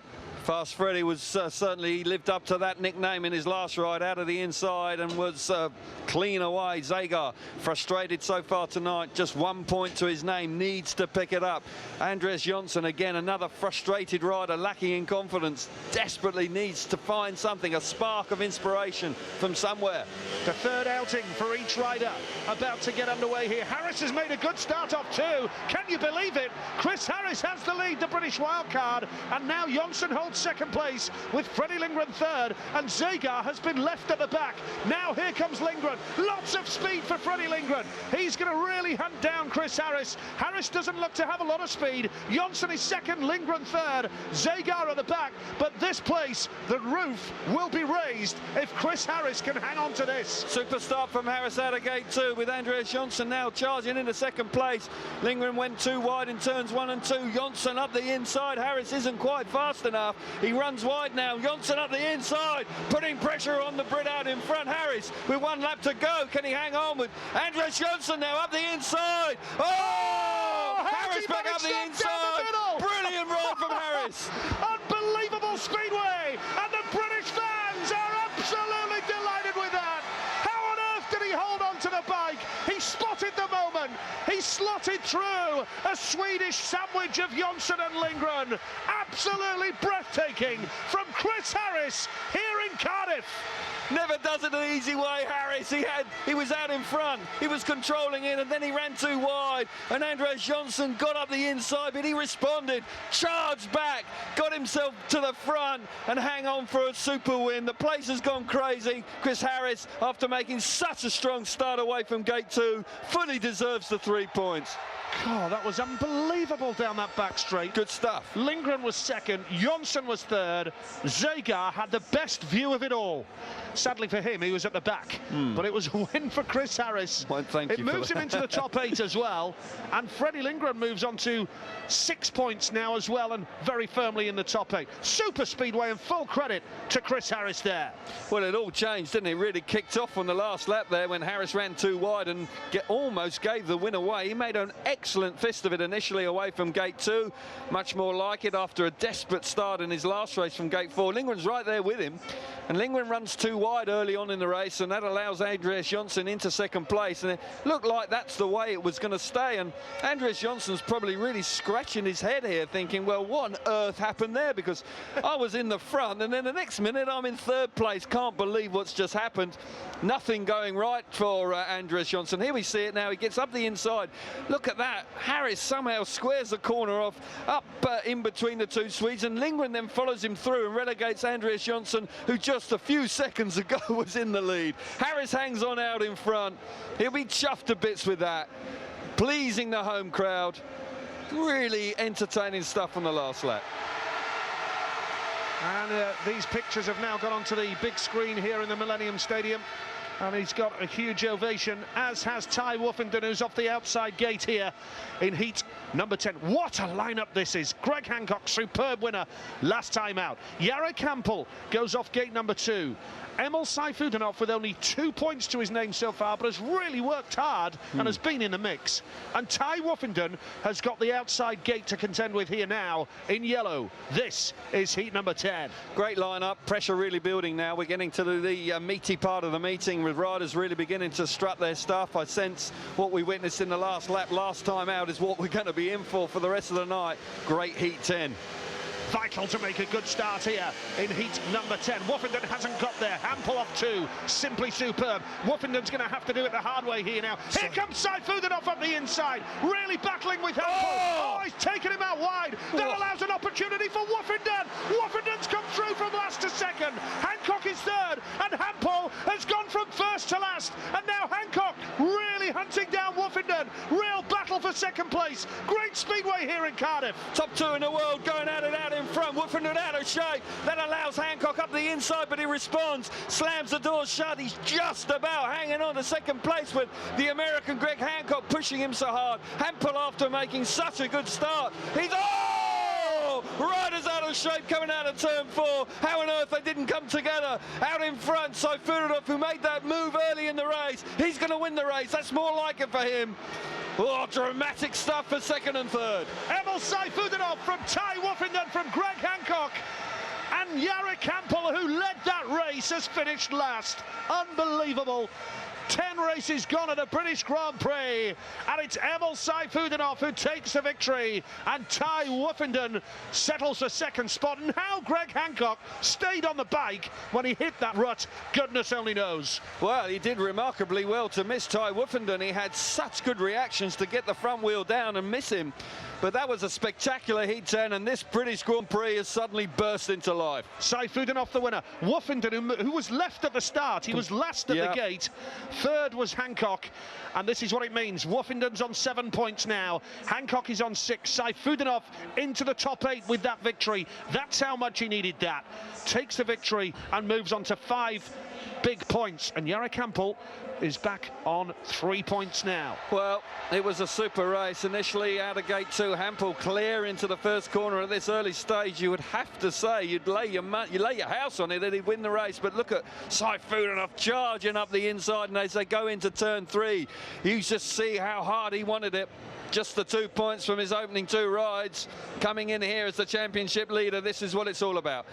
Handlebar to handlebar, charges up the inside there. Hampel is shoved out wide, and from that moment on he's in difficulties, and Woofenden and Greg Hancock pounce. Look at the control, both riders lifting simultaneously, and how on earth they maintain control. That's the unpredictability of the track out there. Both of them bucking there coming out of turn 4. Great stuff, great skill. Welcome to Strictly Come Speedway, Cardiff style. What a move. Yeah. Sensational stuff here at the Millennium Stadium in Cardiff. Ty Woofenden on 7 points now. He'll be happy with that. That's okay. And the way he made that start, if you'd have offered him second place in that race when he was left at the back, he'd have grabbed your hand off. He grabbed your arm off. And he did well there. He maintained composure, kept battling away, showed maturity there, didn't do anything too daft, and comes away with 2 points. Good speedway. Vasilik off the inside with Chris Holder going off gate number 2. Thomas Gollop only 2 points to his name. He goes off gate 3. And if he wants to stay in the title hunt, he really needs to do a lot better than that. He's got Gorzhov in a couple of weeks, which is a track he knows inside out. Yeah. And off the outside is Christoph Kasperzak, who looked very quick in his last ride, Kelvin. Kasperzak likes it here. Second last year, looking good so far tonight. He was quick last time. Tough from the outside. Holder coming out of gate 2. Looks like it's working well. Gate 2, I'll be interested to see how he gets away from the tapes, the world champion. This is heat number 11 then. Not the best of starts from Holder, but he's hit that first turn. That's absolute key for Chris Holder. Now chasing hard in red is Martin Vasilik. Third is Gollop, and Christoph Kasperzak is trailing at the back. And now Chris Holder looking very quick here in heat number 11. Off gate number 2, I didn't think that he made the best of starts, but the key was he got to that first turn ahead of the rest. Well, the initial jump wasn't very good, Nigel, but then he worked the bike, and the bike then powered to the first corner. Vasilik, second place, looking a lot better, with Gollop tailed off in third, just literally cruising round, and Kasperzak inexplicably out the back, not showing any speed at all. But meanwhile, out in front, Holder dominating the race, and Vasilik, after a disappointing second ride, lap to go here, he's pushing the world champion. Oh, Holder then, it hits a rut there, and that allows Vasilik down the back straight now. A real race on here. Holder's going to hold the inside line. Chris Holder is going to have 8 points out of 9, and he's almost in the semi-finals already. That'll do nicely for Chris Holder. Super ride from the champion. Didn't make the best jump initially from gate 2, but then the bike dug in and drove to the first corner brilliantly. I'm glad you said that, Kelvin, because when I said not the best of starts from Holder, and then he takes the lead in the first turn, it made my statement look a little bit foolish, but... Well, he dug you out of a hole, didn't he? Yeah, he got there just all right, no problem. Well done, Chris, thank you. You were right, the bike didn't jump away from the tapes, but after a bike length, it just took off. Holder the winner with Vasilik second. Gollop was third there, but not looking fast at all tonight. And Chris Holder now onto 8 points from 3 outings. And good stuff. Nicky Pedersen is on 6. He's out in the next race and is the only unbeaten rider. Always turns it on in the Millennium Stadium. Chris Holder, great record. And here, coming out of gate 2, doesn't really leap away, but then the bike absolutely powers him to the first corner, and he's comfortable. He's able to dominate the first turn right round the inside. Golubout in third place, with Kasperzak somehow just not showing any form at all here, when in his previous outing he looked very impressive. Just shows you how important it is to make starts. Martin Vasilek very nearly sneaked up the inside, front wheel right over the inside, and Holder with both feet off the footrest. That's what opened the door for Vasilek, and he very nearly got himself back into the front here. There you see Holder a little bit out of shape, maybe trying a little bit too hard, and Vasilek pushing hard in second place. But 8 points out of 9, well, he'll be more than satisfied with that. Well, he's almost in the semi-final already. Well, we saw last time 7 make the semi-final, so yeah. Doesn't happen very often, to be fair. No, it doesn't, true, but yeah, he's looking good, and he's got 2 inside gates to come, Nige. That's looking good for the world champion. He's looking more like the world champion that he is. Thomas Golub, though, 2010 world champion, a shadow of the rider we know he can be, and he's got to try and pick up points in his last 2 rides to take into Gorzhov in a couple of weeks' time. Nicky Pedersen, unbeaten, 2 rides, 2 wins. He's off the inside here. Niels Christian Iversen goes off gate number 2. Gate 3 is Alice Drimmel, who's yet to score.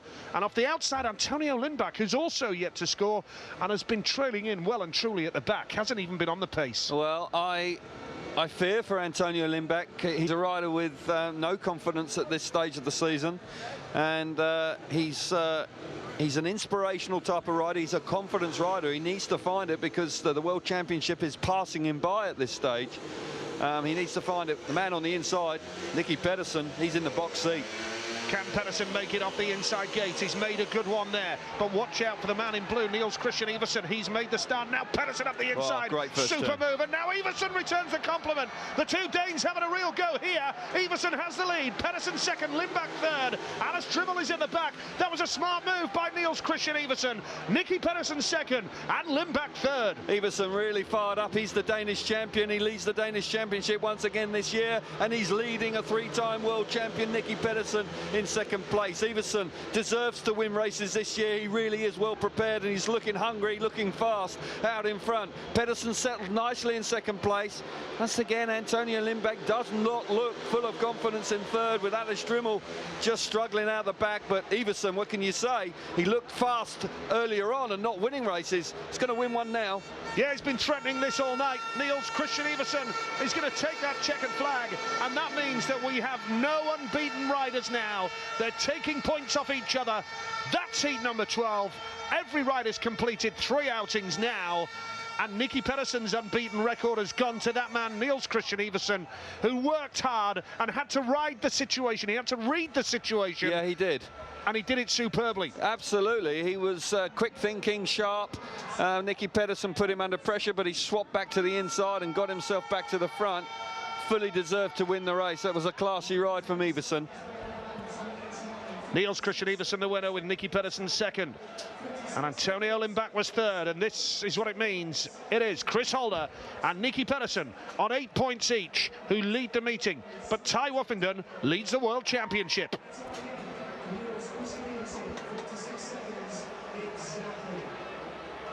Yeah, good performance from Nicky Pedersen. He moves on to 8 points. He won't be too disappointed. The bike doesn't really dig in and fire himself to the first corner. He spins up a little bit, and Iversen then gets a nice run into the first corner. But then Pedersen hugs the inside and gets himself to the front. But look how quickly Iversen then charged back to the inside going into turn 3 on the opening lap and gets himself to the front. And that's where he stays. He's got plenty of speed. He's not intimidated by the hard charging. Look how bumpy it is there. The bike bucking around underneath Pedersen, but he's not fazed by that. I'm sure that broken arm that's healing is still aching, and it will have been put under pressure there. But Niels Christian Iversen, he's on 7 points, and he's enjoying a good night of Speedway, and looking forward to a semi-final spot.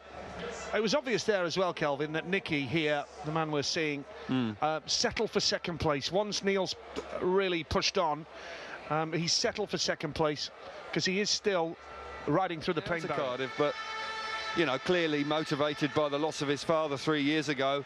Great cause, and yeah, fully deserved. I sincerely hope he raises more than the £20,000. Yep, a well-deserved lap of honour for Ty Woofenden here at the Millennium Stadium, doing all the right things this year. Well, and we might see that. We might see that again tonight, mightn't we? You know, you know, he might be the first of 1 or 2 laps of honour here this evening.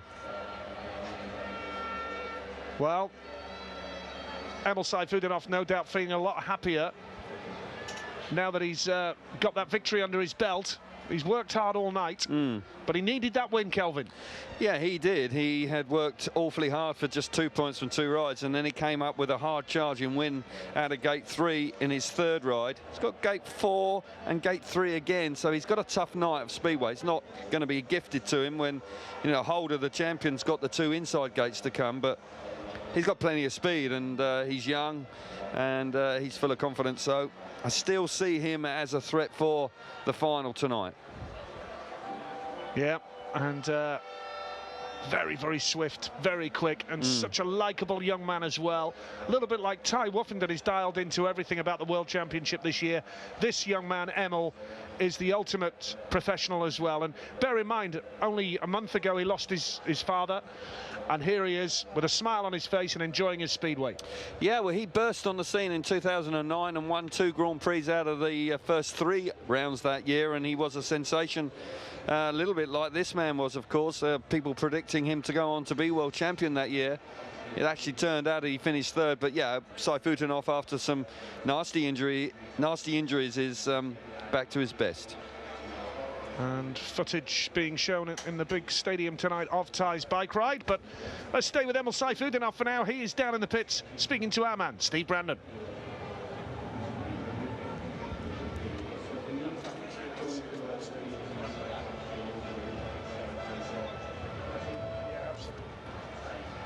Is that our feature for Thursday? Thursday's feature.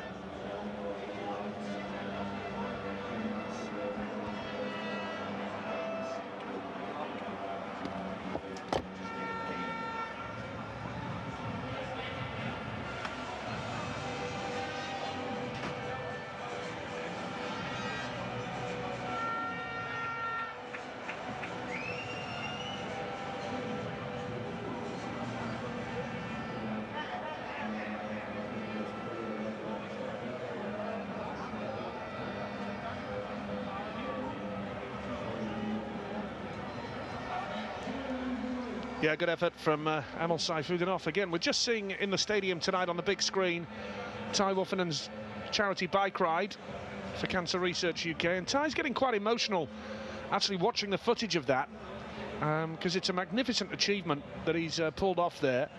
But he's also got to focus on the latter stages of the Grand Prix.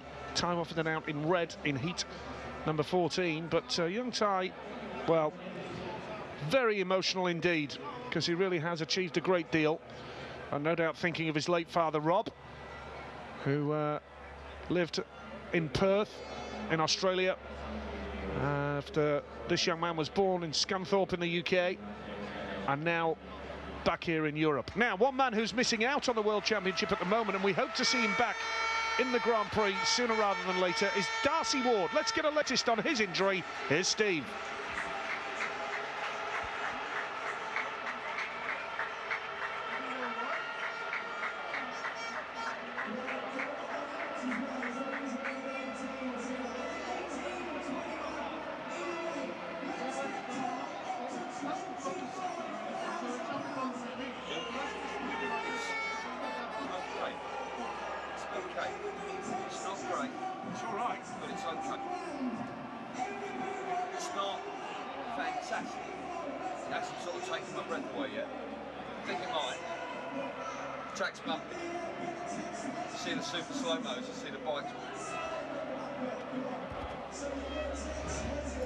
Yeah, good to see Darcy Ward here. I'm sure he's hugely disappointed to miss out on riding here in this event. I know that he would have loved to have been involved, but that nasty shoulder blade injury will take a bit of time to heal. He'll be back. He's quality, one of the world's most talented riders. Well, he's a great addition to the Grand Prix. I think he's got a Grand Prix victory in him if he can come back from injury fully fit and back to what we know he can do. I think Darcy Ward has got a Grand Prix win in him. Let's get some more interviews down in the pits with Steve Brandon.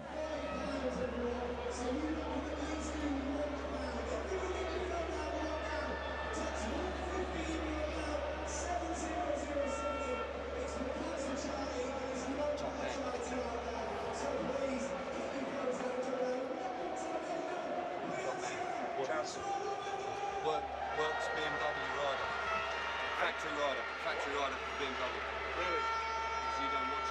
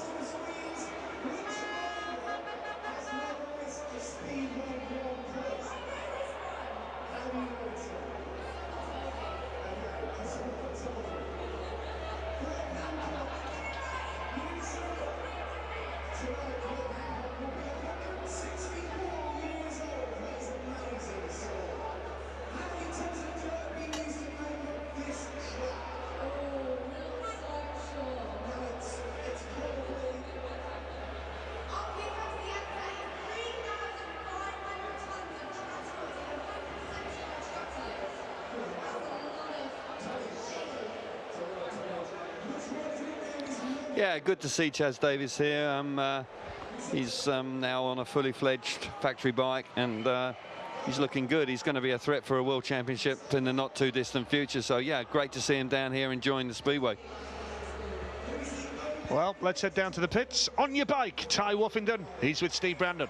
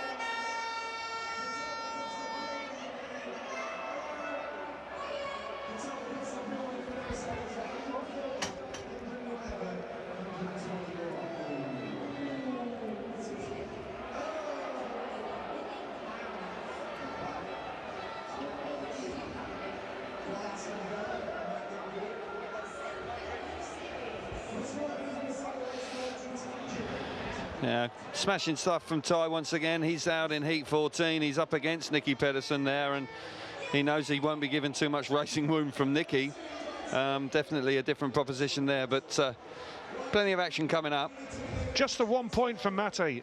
Big surprise. Yeah, disappointing last time. Riding hard for his 6 points tonight. Having a tough night.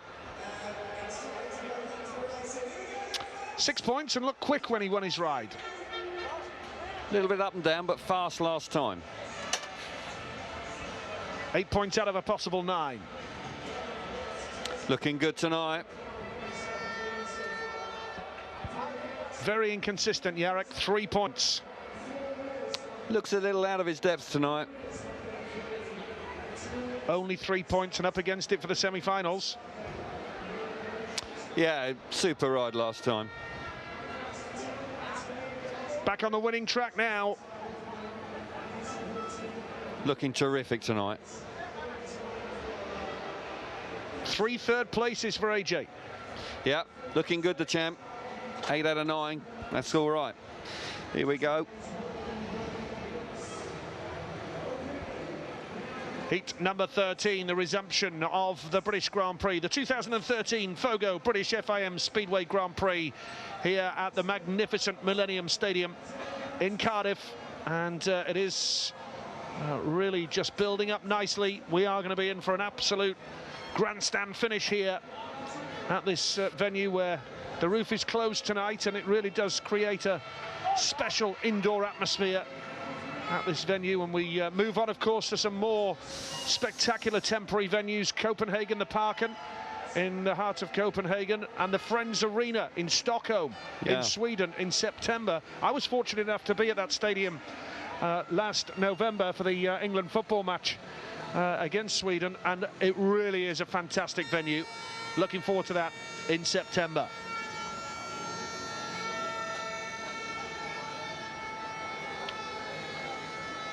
Here's your lineup then for Heat 13. Antonio Lindback going off the inside with Greg Hancock going off gate number 2.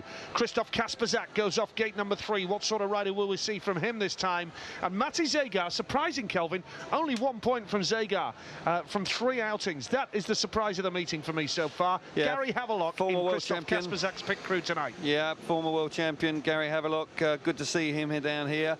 Yeah, Zegar, he's had a disappointing night. I expected a lot more from him.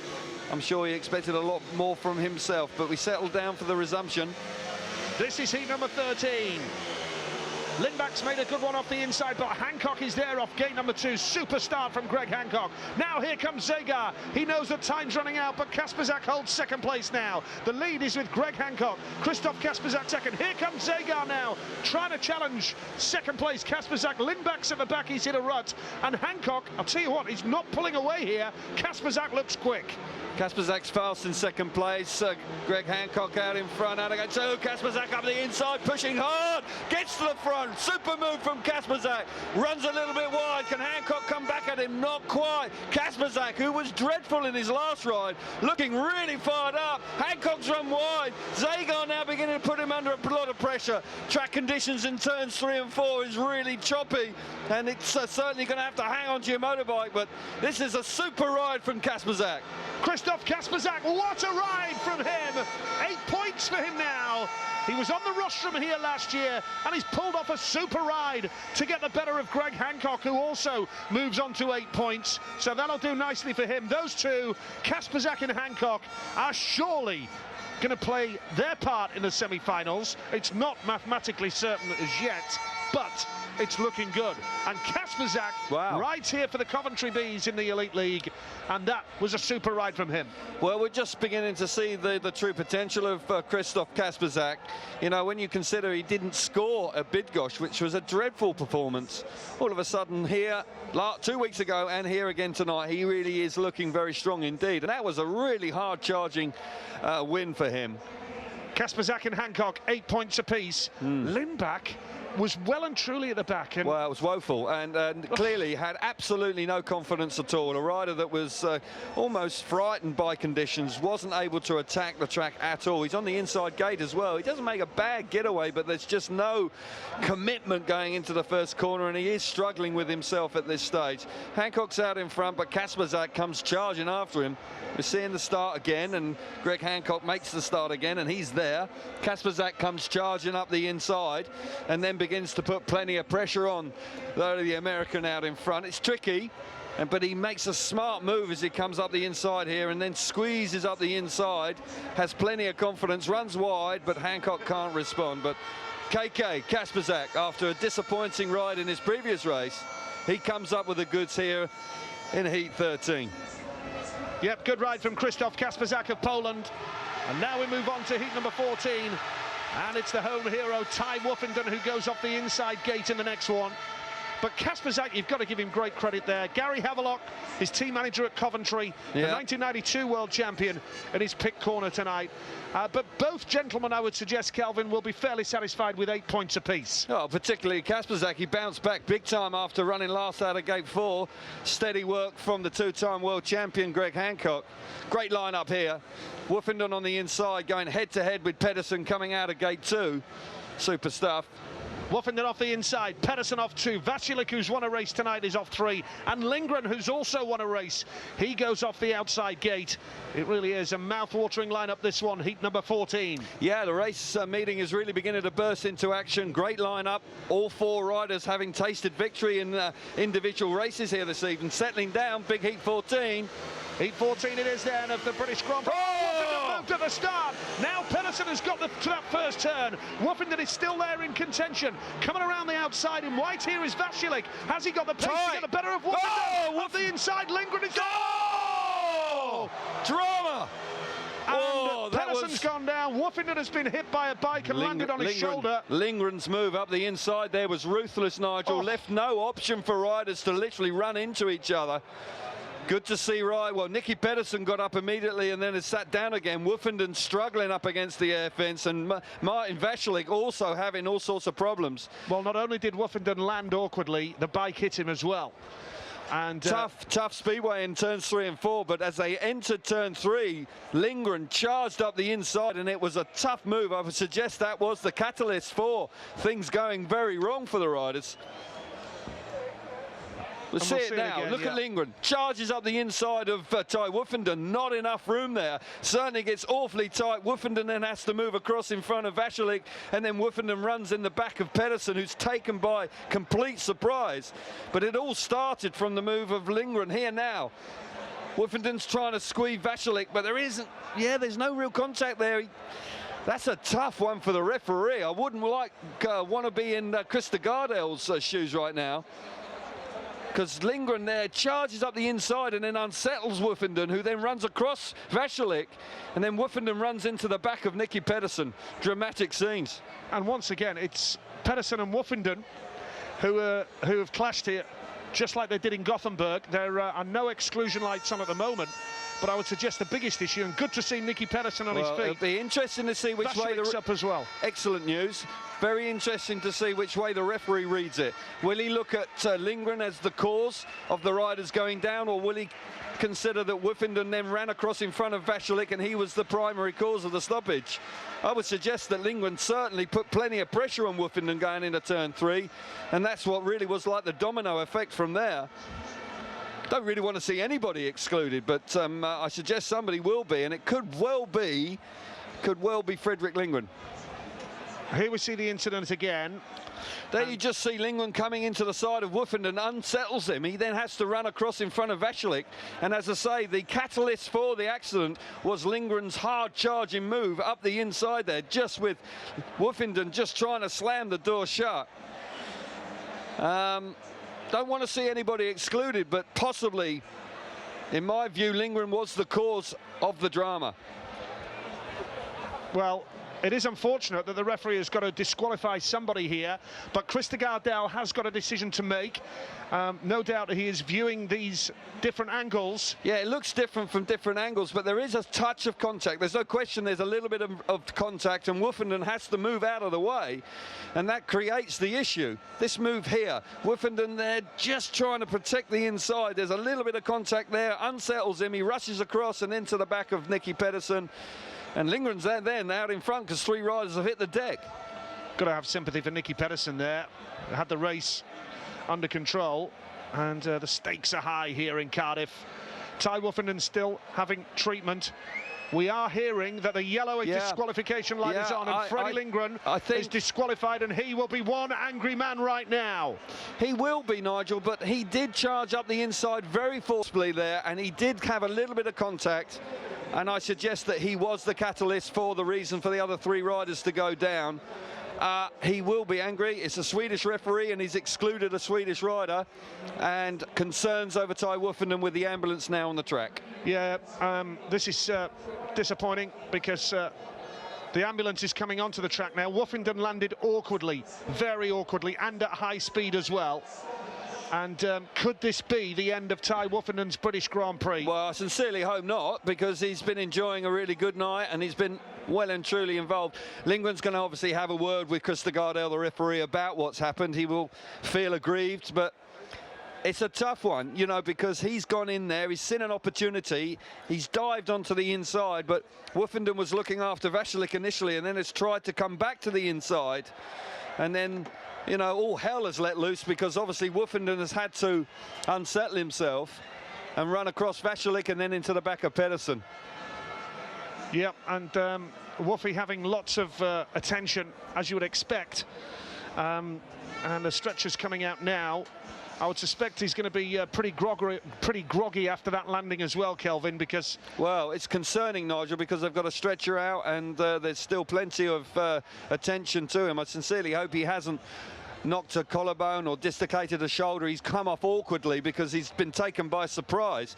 Pedersen also got away with it because he was innocently winning the race and then suddenly had a bike climbing all over the back of him. But this would be hugely disappointing for the home crowd if they lose their favourite here tonight. A rider that's had so much... Yeah, you see it again. Lindgren comes charging up the inside. There's a little bit of contact there that clearly unsettles Woofenden. If he hadn't have had that contact, he wouldn't have run so wide, and therefore he wouldn't have been causing problems for Vashalik and Pedersen. Falls awkwardly though, doesn't he, Nige? Yeah, it's a nasty landing, and that is the key here, and that is why we're... Obviously, the doctors, the paramedics are taking a maximum amount of time. He lands, he's slammed into the track. Yeah. The damage is done when it comes over the high side, and you'll see it now. There, bang, on the shoulder, possible collarbone injury. We are hearing a suspected right collarbone may be broken. Yeah, and that is a common injury when you go over the high side, the footrest digs in the ground and pivots you over. And that track, even though it's softer than the previous years, is certainly plenty hard enough when you're travelling at speed. Well, that is a major blow, and we can only wish Ty Woofenden all the very best. They are taking plenty of time with their treatment of Woofy, but as we say, the feedback that we are getting from the track is that it is a suspected broken right collarbone for Ty Woofenden. That would bring Craig Cook into the equation to replace Woofenden, and it is such a shame. Look at Nicky, yeah. Still focused, still wants it. Got away with one there, no doubt about that. Concerns over Ty Woofenden. That suggests to me that we won't be seeing him further again tonight. If he's broken his collarbone, there's no way he's going to be able to ride again this evening. Tough call. Just unbalanced slightly by his Wolverhampton teammate there, Freddie Lindgren, who was charging hard, trying to get amongst the points early in the race, and he's come off second best. That really is difficult. He's had such a wonderful run of results recently. Didn't deserve that, really. Well, Ty Woofenden no doubt taking a trip to the local hospital, and what a shame it is. The two young guns that have arrived in the Grand Prix, Woofenden and Darcy Ward, they're just such hard chargers, and they're so refreshing in the Grand Prix series. Darcy is into his recovery program now, and hopefully he'll be back for Copenhagen. And we can but hope that if it is a broken collarbone, Kelvin, that maybe something can be done. We've seen it with Jason Crump, where if it's not a complicated break, maybe he can just have the relevant treatment and get him back on a bike in 3 weeks, something like that. Yeah, that'll be the ideal scenario for him. If it is a clean break, they can plate it, and he can get the use of his arm back ASAP, and who knows, you might even see him in 2 weeks' time in Gorjov. Possibly a little bit ambitious, that, but certainly by the end of the month in Copenhagen, you'd like to think that he'll be back. Hugely disappointing in the context of tonight's meeting, of course. The home favourite looking good, and you suggested that he could well have been going for a final, leading the World Championship. And also, of course, it's the World Cup coming up in July, and Great Britain have a round at Kings Lynn. And he'll be fit by then, Nige. Yep. He'll be fit by then. You know, I'm sure that every scenario will be looked at. If it isn't a complicated break, then they can literally plate it in the next few days. Shame, leading the World Championship. Won't be now at the end of the night. Golden opportunity for Emil Sayfutdinov and Nicky Pedersen here now. And what a boost it would be for Nicky Pedersen if he could lead the World Championship going into Gorjov and then Copenhagen. Two tracks he knows very well. Yeah, he's ridden for Gorjov, of course, in the past. He's never managed to win in Copenhagen. And it is a terrific opportunity for Nicky Pedersen to charge up the table. And you know, he won't be shy of doing so.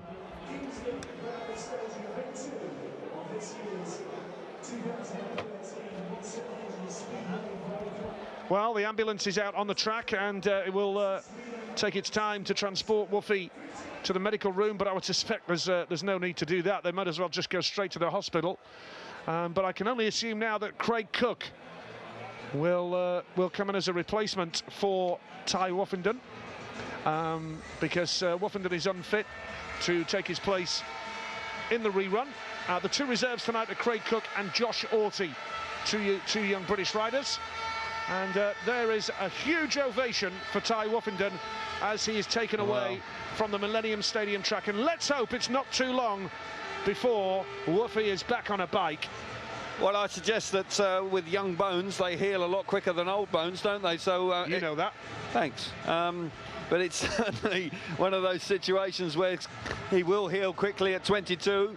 They will mend a lot quicker than when you're significantly older than that. That's all I'm going to say. But certainly it's a big blow for him and for the meeting. Leading the World Championship, and nobody wants to get injured. But it was a tough call and a high-speed incident at the end of the back straight when you really are at top speed, and he landed heavily, and it is a common injury in Speedway. But as we have pointed out already, Nicky Pedersen, who will go in the rerun, has got a great opportunity to surge up the championship table. He's preparing himself right now. And as I say, he's an experienced campaigner. He knows what this is all about. He will be looking, you're right, Nigel, he will be looking at this as the opportunity, you know, to get right amongst it. Yep, Woffington, alas, is not going to win the Grand Prix here in Cardiff tonight, but his priority is to get himself treated appropriately and to get back on a bike as quickly as possible. And it is such a shame, it's almost an anticlimax for Woffington, but here, Craig Cook from Cumbria what a moment. rides for the Edinburgh Monarchs in the second division, the Premier League of British Speedway, and rides for Bellevue Aces in the Elite League. Craig Cook, who is a fairly late arrival on the Speedway scene, started with Buxton Hitmen in the National League, and here he is in the British Grand Prix. Yeah, what a special moment. Not the ideal way to get a special moment, of course, to lose the British leading rider in the championship, but nonetheless, I'm sure we just saw him taking a couple of deep breaths. He'll relish the experience for sure. I sincerely hope that he can get a point here. That would be terrific.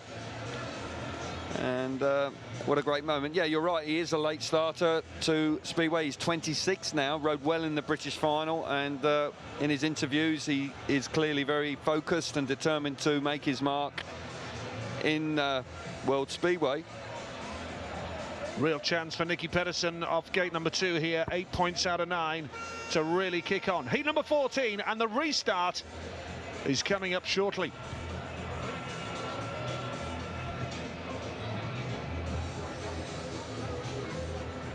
Terrific crowd, but they'll be disappointed, of course, that they're not going to see Ty Woffington again here tonight. But it is that opportunity now for this man, Nicky Pedersen. He can lead the World Championship tonight if he rounds off this meeting in style. Just shows you how important it was for him to compete 2 weeks ago, and the 11 points he got there. And when you bear in mind that he was still struggling with that arm injury, in difficult conditions, he came up with a great performance, finished third on the night. Craig Cook, what a moment for him.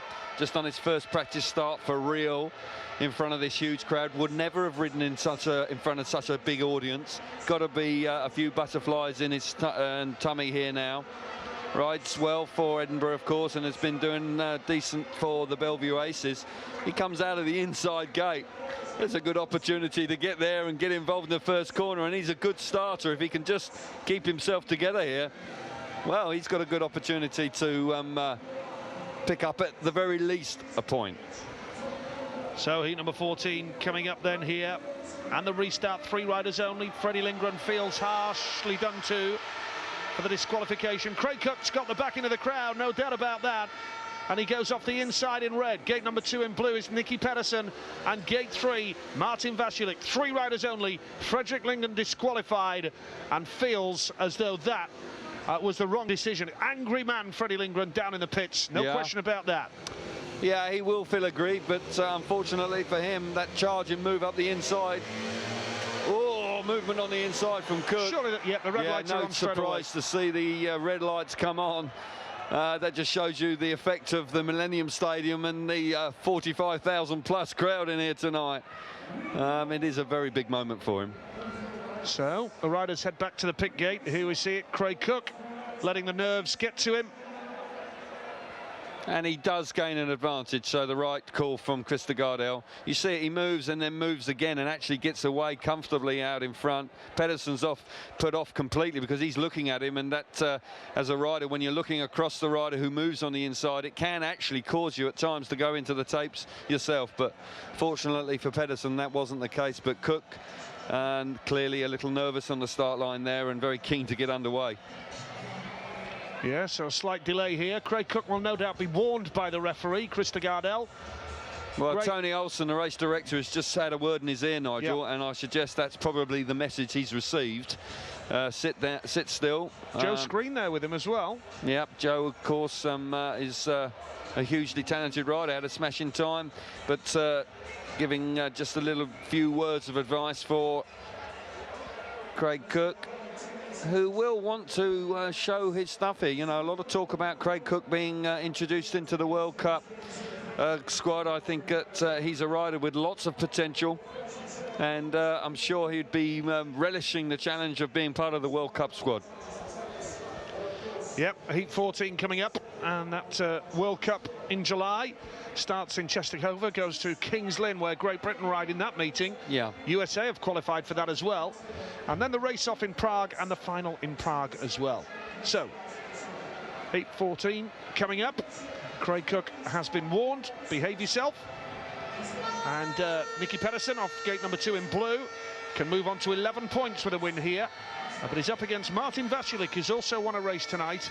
Yeah, and Martin has shown good speed. He's been a bit up and down, but on the whole, Martin's looked more like his old self. He's got the 5 points from his 3 rides. He just ran last in his second ride coming out of gate 2, and that was a little bit inexplicable. I couldn't quite understand that, but certainly last time out of the inside gate, he had much more speed. Cook off the inside then. Gate number 2 is Nicky Pedersen. Martin Vaculik is off gate 3. No rider off the outside. 3 riders only then. This is Heat 14 in the Millennium Stadium, Cardiff. Ty Woffenden ruled out with a suspected broken right collarbone. We wish him well. Nicky Pedersen rode a fortnight ago in Prague with a broken hand, still having treatment. Has got his private physio here at the scene in the Millennium Stadium pits tonight. Here we go, they're settling down. Pedersen with a great opportunity to get a lot more points on the board. Heat 14, and Craig Cook has made a good start, but there's Nicky Pedersen going wide. Cook chops up the inside, and Craig Cook has the lead, but not for long. Here comes Martin Vaculik, and Pedersen has made light work of passing Craig Cook as well. Pedersen's gone high and wide towards the air fence and has got second place, but Vaculik looking super quick here, Kelvin. Well, Nicky Pedersen's all over the place on the opening lap there and just gifted the race lead to Martin Vaculik. He very nearly gifted second place to Craig Cook. He was very wild in the first corner, and then in the turns 3 and 4 very nearly ran into the air fence. Vaculik, this is more like it from him, looking like he's going to pick up a second win on the night, and Vaculik beginning to look like the rider we saw last year. Pedersen's all over the place, looking over his shoulder at the track reserve. Craig Cook bouncing around, clearly not happy with conditions, but Martin Vaculik, he's loving it out in front. Vaculik is going to take the checkered flag to put him on to 8 points. Pedersen moves into double figures now. He's on 10 with that second place, and third was Craig Cook, who made a decent start to that race and will be pretty happy with the performance that he's put in there.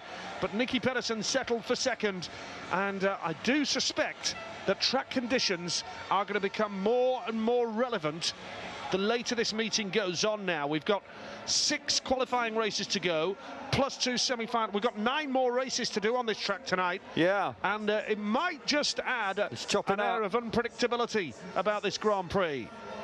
Vaculik the winner, Pedersen second, Cook was third. 3 riders only. It means that Nicky Pedersen now moves on to 10 points from 4 rides, and Vaculik is on 8 from 4. Yeah, Vaculik charging up the table here tonight, and 2 wins, and that's hugely important when it comes to the possibility of a countback. But Vaculik will be delighted with that, and the team is. Big smiles on their faces. Hasn't been that way this year. It's been doom and gloom in their pit corner, but all of a sudden things beginning to turn around. Pedersen is all over the place here. Runs very wide in the first corner and relegates himself back to 3rd place, and then he gets the better of Cook, charges back round the outside. But Vaculik says thank you very much indeed. Allows Pedersen to run wide and does a smart move, and then charges to the front himself and rides well out in front. Nigel, I think you've hit the nail on the head here. Track conditions are beginning to deteriorate a wee bit, and it's definitely becoming more of an issue. Veselik moving on to 8 points. That does very nicely indeed with a ride to go. Good ride from Martin Veselik there. He moves on to 8, and he, well, big Happy smile on his days. face. It's his best score of the season. Before tonight, he'd got 5 in New Zealand, 4 in Bydgoszcz, 3 in Gothenburg, and 6 in Prague. He's got 8 here tonight, and he's still got a ride to go. Now, here's Chris Harris, the wild card. Jari Campbell is going off the outside in yellow here. Needs points. He's only got 3 from 3 rides. So it's a big race coming up. Chris Harris off the inside then. Second place, gate 2 is Thomas Golub. Alice Trimmel off 3, and Jari Campbell going off the outside. Well, Golub would be happy with second place, I would suggest. He'd be even happier with a win, but Hampel's the one, really. He's been up and down here again tonight. Needs to make a big start from gate 4. Can Harris make it off the inside? The wild card, he's not. He's been left standing at the gate, and going into that first turn, it's Alice Dribble. Where on earth did he find that from? Dribble has that lead, and now Hampel in yellow is going to try and go around the outside. Chris Harris is third, and the man in blue is Thomas Golub, struggling at the back, but Hampel has the lead. Dribble is second, Harris is third, and Harris is going high and wide, and Harris is now going to try and challenge Alice Dribble, and Thomas Golub at the back. This is so unlike Mr. G. Here comes Harris. He's beginning to put pressure on Alice Dribble, who's riding a lot better this time. He's been really not on the pace at all so far tonight, but second place is his at this stage. Hampel was chuffed in the first corner. He then charged to the front, looking good. This will move him on to 6 points with a ride to go. He could well sneak into the semi-finals. Yeah, Harris can't find a way past Dribble at this stage. Golub's lost interest. He's out the back. We're on the last lap. Hampel's going to win it, but can Harris find a way into second place? Last corner, chopping back to the inside. No, can't quite do it.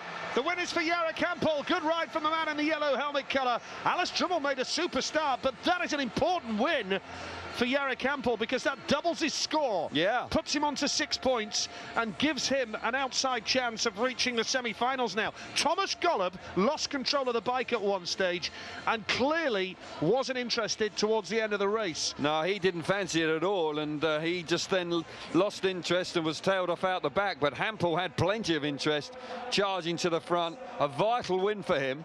Yep, Alice Dribble was second. Third was Chris Harris, and this is what it means overall now. Hampel just outside the top 8 on 6.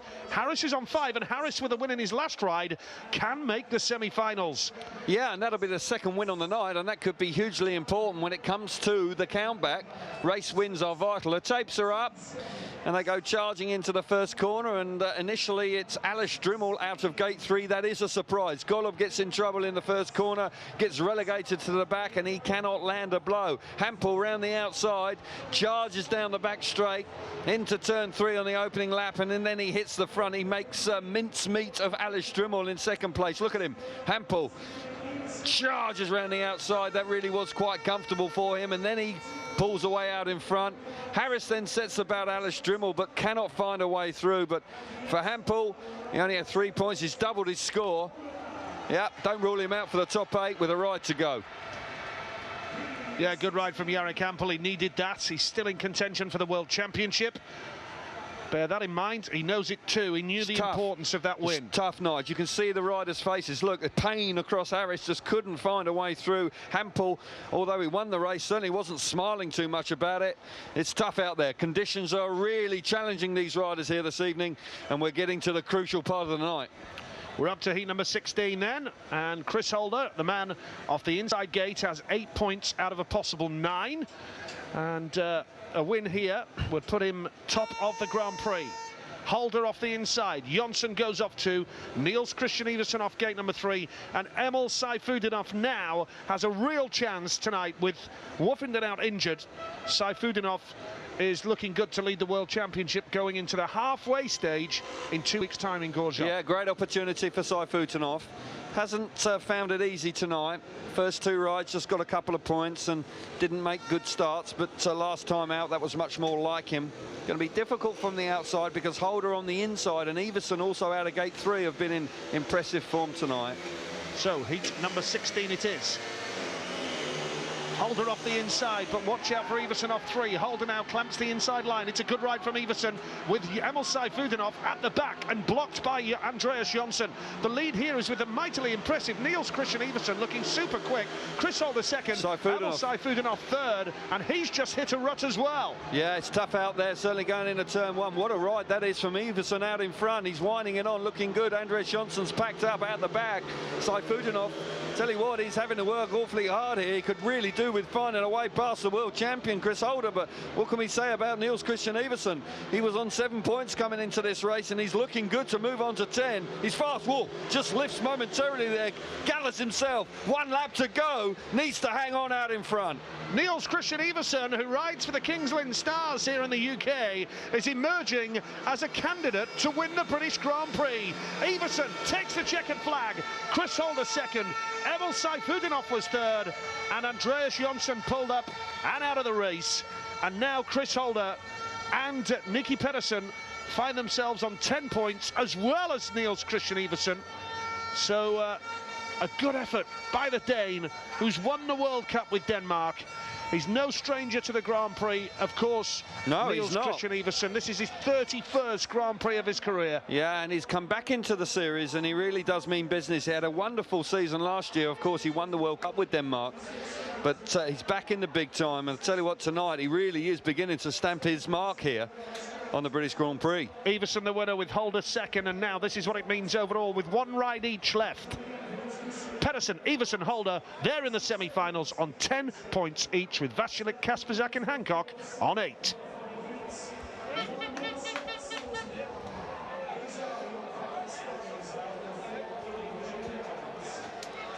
Super ride from Niels Christian Iversen out in front. He came away from gate 3, not easy there, but he makes a great first corner, and he charged to the front, and he showed once again, once he gets to the front, he's a tough man to chase down. Emil Saifutinov is struggling here tonight. He's just got the 6 points. We'll see it again. The world champion Holder on the inside is initially away well, but then just as they enter the first corner, Iversen just finds that little bit more speed and is able to swoop round the outside, and he hits the front as they go down the back straight. We're into the first corner again. Emil Saifutinov, he's the loser here. He is dead and buried early on, and he has to make the initial move to get himself up into 3rd place to get the better of Andreas Jonsson. He does that, but he can do nothing about Holder in 2nd place. Just momentarily losing control there coming out of turn 4, midway through the heat, but he goes on to a vital win. Holder in 2nd place. He's happy as well.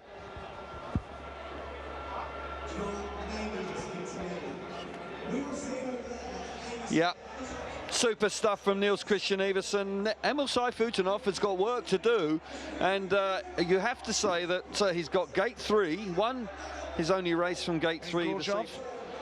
And riders watching on. There is a lot of track work going on here. There's 2 heavy rollers out there now. Yeah. Big race coming up for Emil Saifutinov, of course, who led the World Championship coming into tonight's meeting. He's had difficult times so far, 6 points. Really could do with a win in Heat 17. Let's now hear from Jarek Campbell in English with Steve Brandon.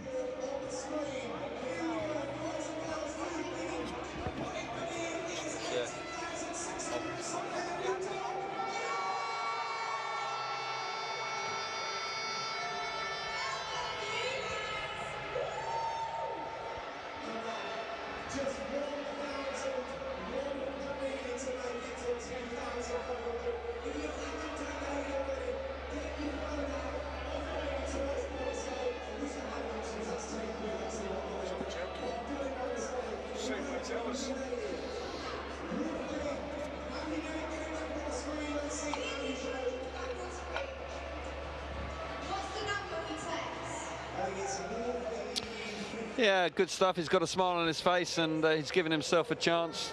An important win at the right moment for him, and moving on to his last race.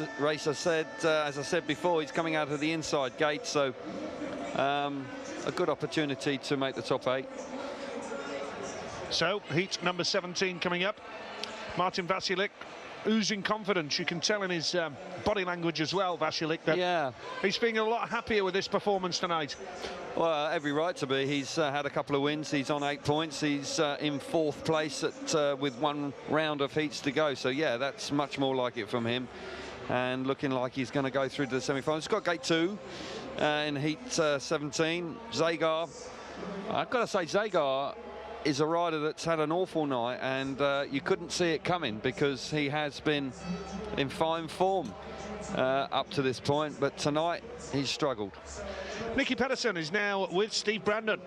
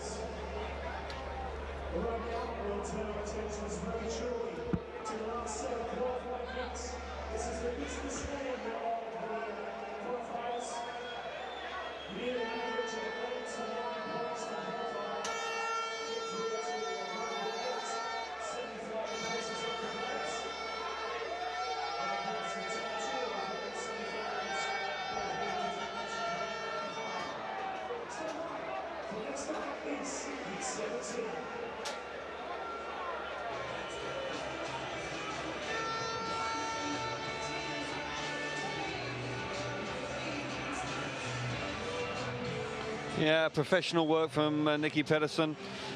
Clearly see how much it means to him, and this is some character building stuff from him. He has shown the will, the determination to try and secure a 4th world championship, and if he does manage to pull it off this year, he will look back at this stage and think that was the difference. You know, he didn't just throw the towel in when he had a broken bone in his arm. He just kept pushing, and he's reaping the rewards. You know, 11 points last time in Prague and 10 points already tonight. He's going to be a major threat because he makes starts when he really needs to, and that's always a handy thing to have in your locker. Very much so. We're down to the business end now, where the points in these last 4 heats will decide the semi-finalists. And surprising that. Yeah. I'm surprised to see gate 3 working so well, but it's been one of those nights where the track is not like it ordinarily is, and gate 3 is favourite. The other 3 it's going to be tough when you come to picking for the semi-finals. It's going to be a big challenge for the first guys. Might be the sort of night where actually you don't mind being 2nd or 3rd pick, because there's no real clear favourite, because taking gate 3 in a semi-final is not one that I would relish, that's for sure. Well, the top 8 progress through to the semi-finals, and if you have just joined us here, there is a little bit of extra track work that has gone on here. That has now been completed. They've had the heavy roller out. I think every roller's heavy. I'm using a cricketing term there, aren't I? But the rollers have been out. 2 rollers have been out on the track. Well, I'll tell you what, we'll go with extra heavy, shall we? Okay, fair enough. Because it's required. The track is bumpy, unpredictable. Saifutinov, big race for him. The championship, he has been doing remarkably well this year, and Saifutinov has struggled so far tonight. He's given himself an opportunity, a race win here, and he's well and truly back in the action.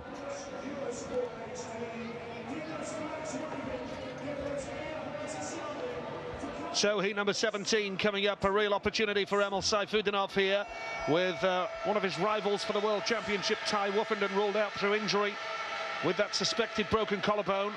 Woofenden has a great chance now, I should say Saifutinov has a great chance to be the series leader going into Gorzhov in a couple of weeks' time. Can he make gate 3 count here in heat number 17? Mati Zagar off the inside has had a disappointing night.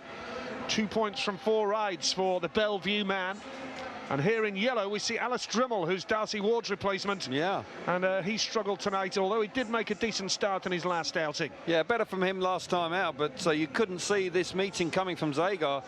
in great form coming into this meeting in the Grand Prix so far this season, and just hasn't found the key to it. He's had a couple of rough first corners, you have to say, where he's been shuffled out of the way, but you know, it's a tough meeting and he just hasn't quite found the key to it. Neil Middleditch, of course, Team GB manager, keenly looking on, and it will be interesting to see. But you're dead right, Nigel.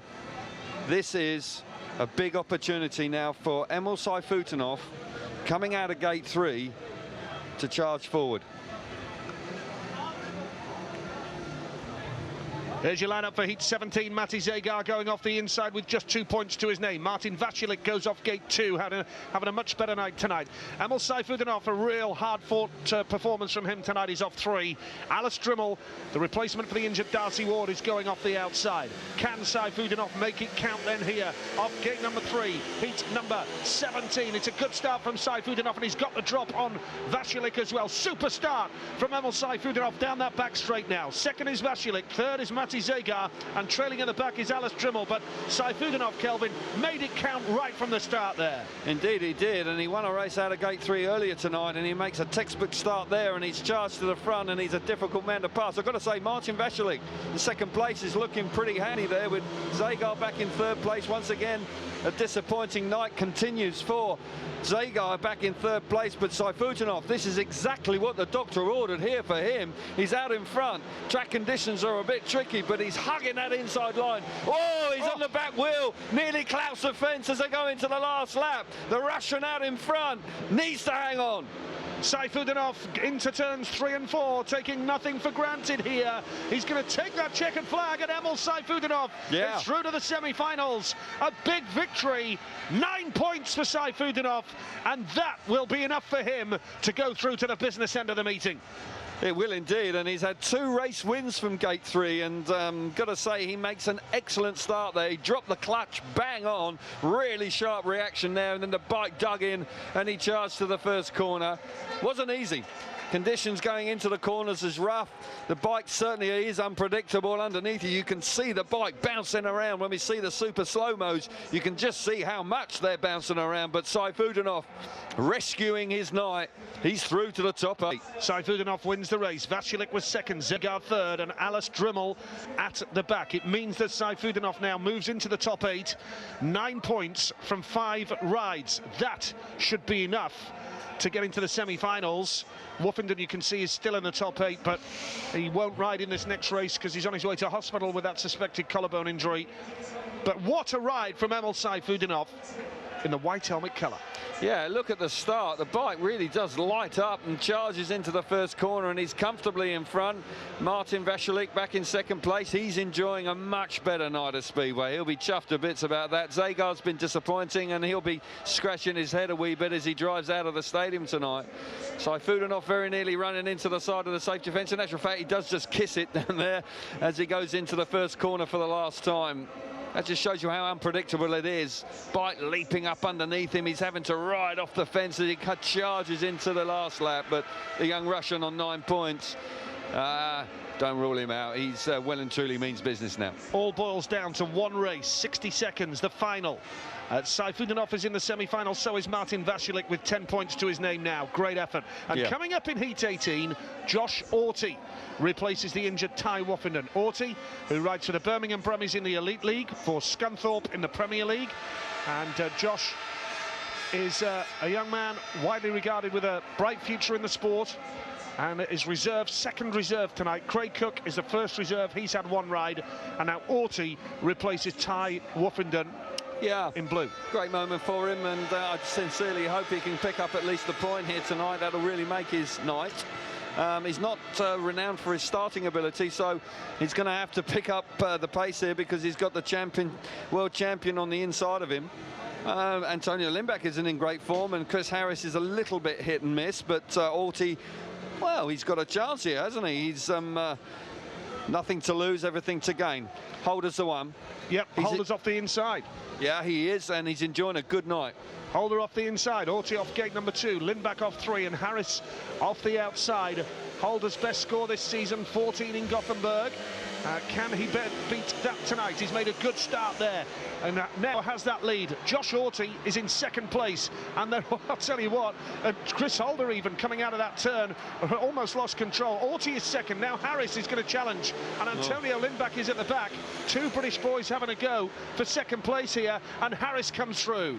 Yeah, Holder out in front as expected, made a really good start. Antonio Lindback once again out the back and struggling. Josh Orty there momentarily in second place, with Harris now the wild card into second place. But the race is all about Chris Holder. Holder just needs to keep it together here, Nigel. He's moving on to 13 big points. He's beginning to dominate this meeting now, growing in confidence, difficult conditions, but he loves winning in the Millennium Stadium. Yeah, Chris Holder then down that back straight, won here twice before in his career, has got this race well and truly under control in heat number 18. Don't rule out Chris Holder winning at Cardiff again. He's oozing confidence. He's won that race comfortably. And it looks as though Chris Harris on 7 points in the Grand Prix. Not a bad effort, but that may well not be enough. It won't be enough to get him into the semi-finals tonight, but 7 points, a respectable total. But Chris Holder now on 13, and significantly he will have one of the first picks, if not the first pick, of gate positions for the semi-finals. And I would suggest he could well go for the inside gate. Delighted to win that. He celebrates on the back wheel as he goes across the start and finish line to win another heat tonight, moving sweetly on to 13 points from his 5 rides. Excellent work from the champion, working hard, beginning to regain his form.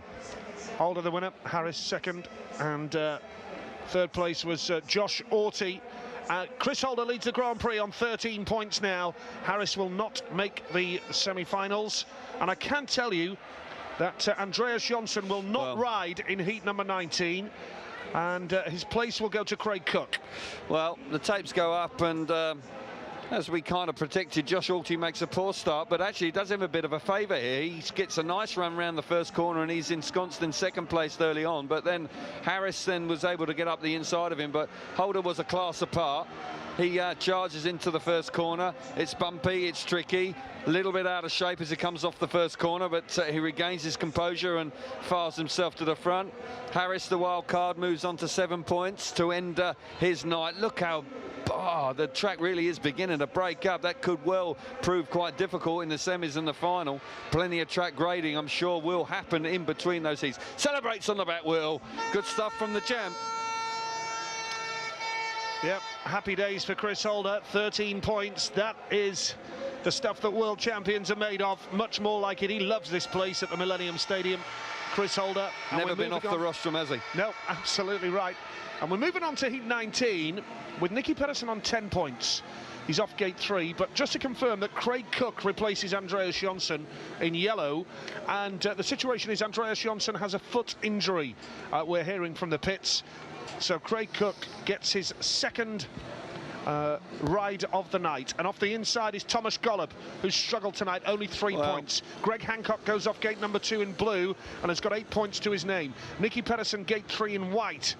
The Dane on 10 points, riding through the pain barrier with that wrist injury, and Craig Cook goes off the outside in yellow. Well, what a race for Craig Cook. He's only got 3 world champions on the inside of him, hasn't he? So nothing too much to worry about.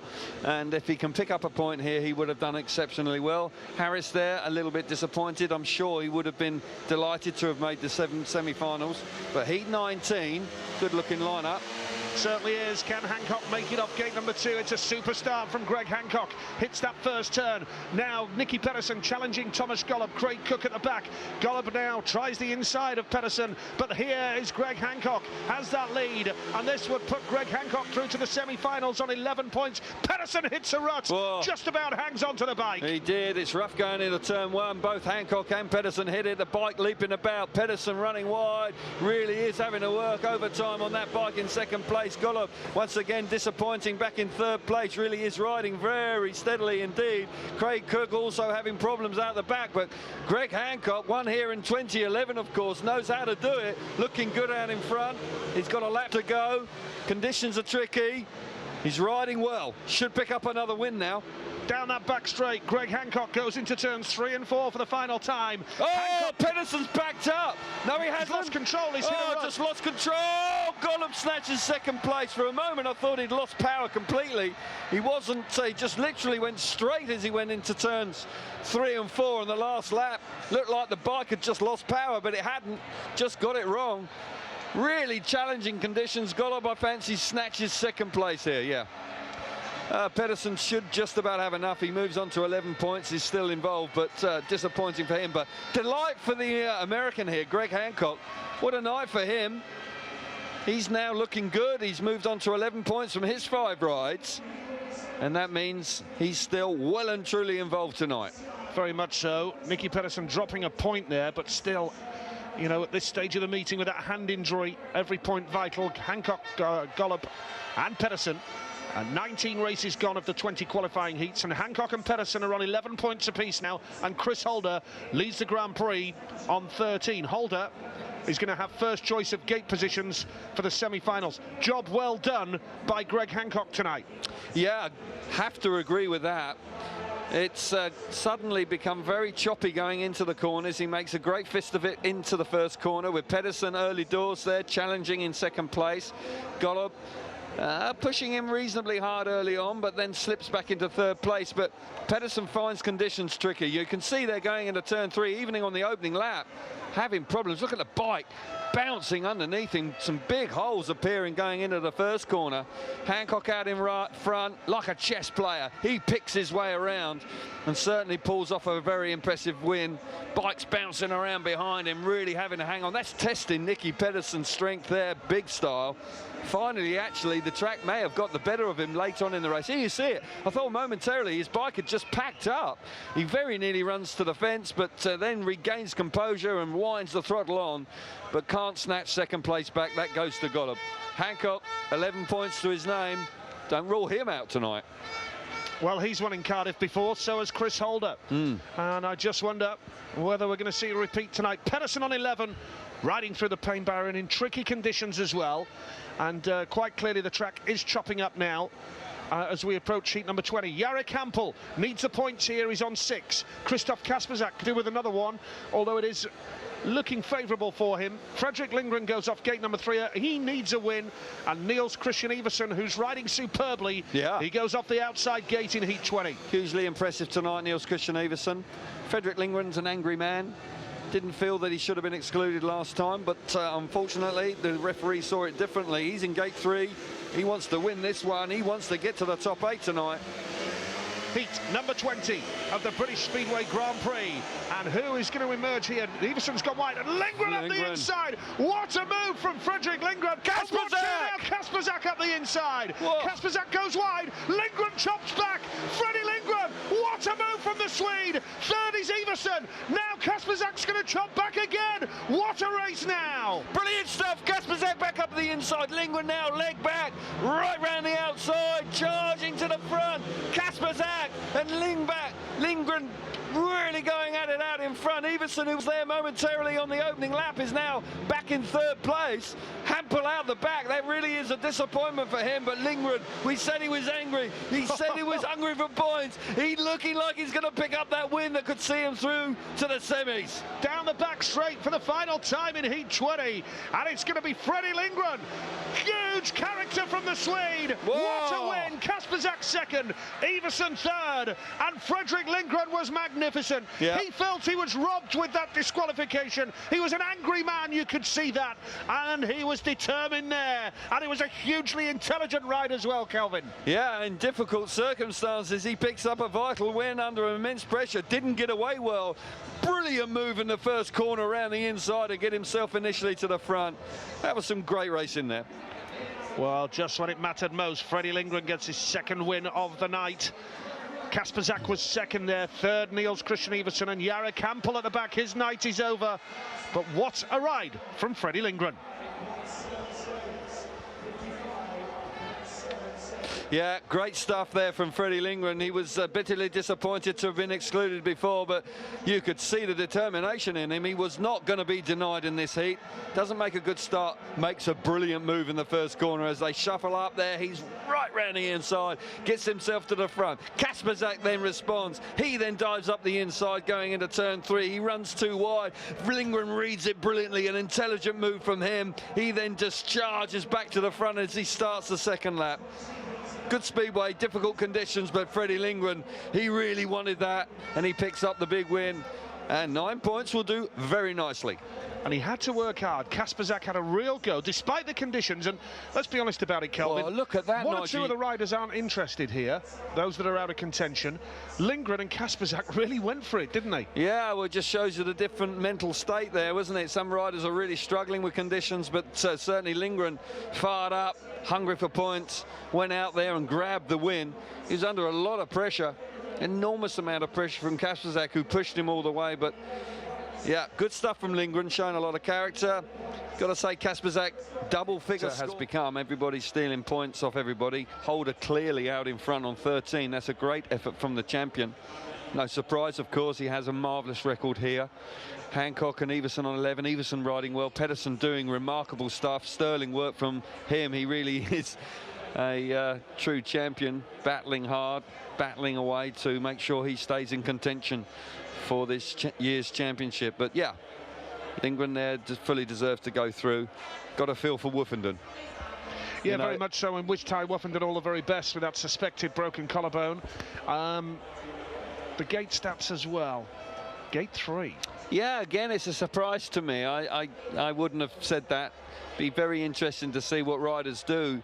And I think if I were in the semi-final tonight, it would be difficult for me to pick gate 3, but if you'd won a race from there, then maybe you'd be more than happy to take it if you had the first pick. Holder, it will be interesting to see if Holder actually comes out. He won his opening race from gate 3.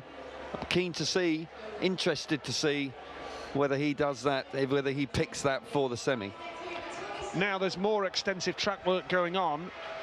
We've got a little bit of time, of course, anyway, whilst the pick for the semi-finals is made. Yeah. And quite clearly the track in the last 4 heats, and I did say it earlier, didn't I? The track conditions will become more and more relevant, and so it's proved to be. Yeah, it's not, you know, classic speedway racing. It's more about grit and determination out there tonight with the indifference in the surface. So riders are doing well. Here we go. Very interesting. Whoa, gate 2 for Holder. Gate 2, that's a little bit of a surprise, but he feels that gives him a little bit more working room. Pedersen. Surely gate 3. No. Oh. No surprise to see him take gate 1. He feels comfortable there. He feels that with the track grading, gate 3 for Kasperzak, that's a nice little bonus for him, of course. And Lindgren there, look how determined. Look at that face on Lindgren. No smiles there. He means business now. And he's in. Yeah, it's poker face Freddie Lindgren, isn't it? I'll say. Absolutely. But with the track grading, you know, the grip will be on the inside in that first semi-final. Could just pay dividends for Nicky Pedersen getting the inside. So where's Greg Hancock going to go? He's got first pick. Interesting. Same again. Gate 2, okay. Not the best ones on the stats, but yeah, Everson has won races from gate 3. He's quite happy to take that. Martin Veselik, I'm sure, will be more than happy to have gone off, to go off the inside. And then Emil from the outside, no problem for him. Sneaks into the semi-final on 9 points. Gives a bit of a kiss. He'll be hoping for some good fortune there in semi-final number 2.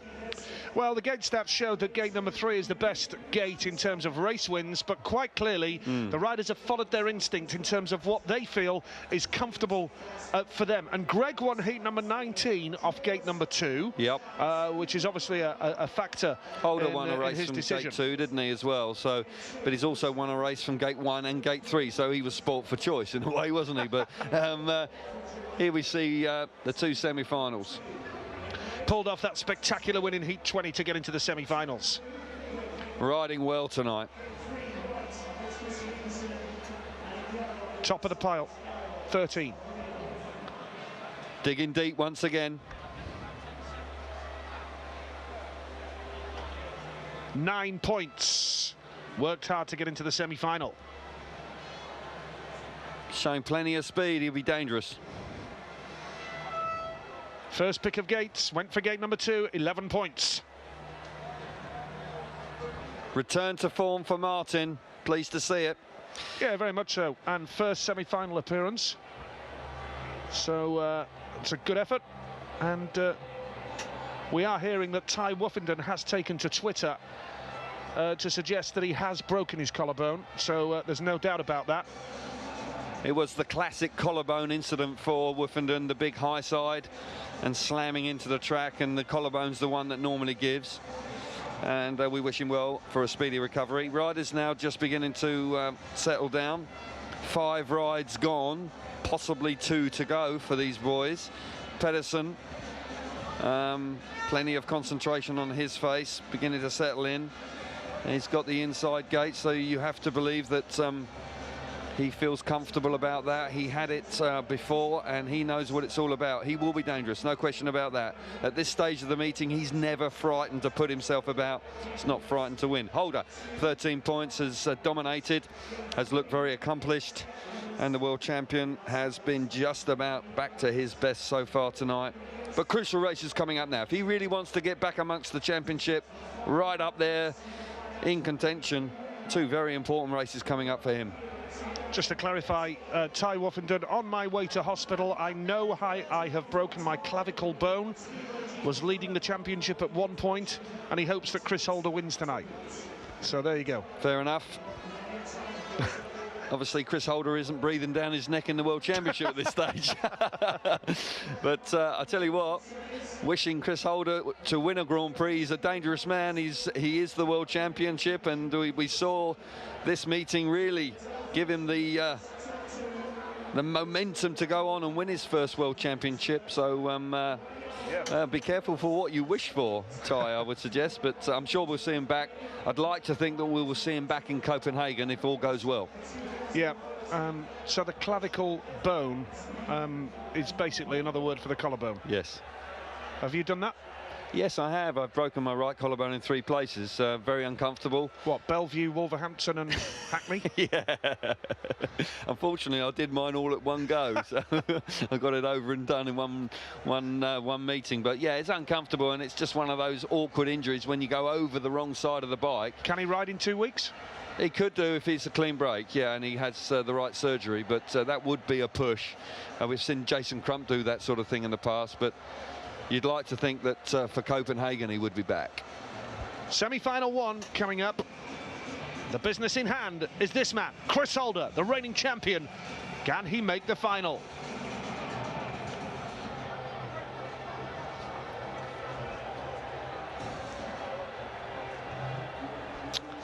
First semi-final is upon us. Fredrik Lindgren in yellow worked overtime with that brilliant win in heat number 20 to get this far.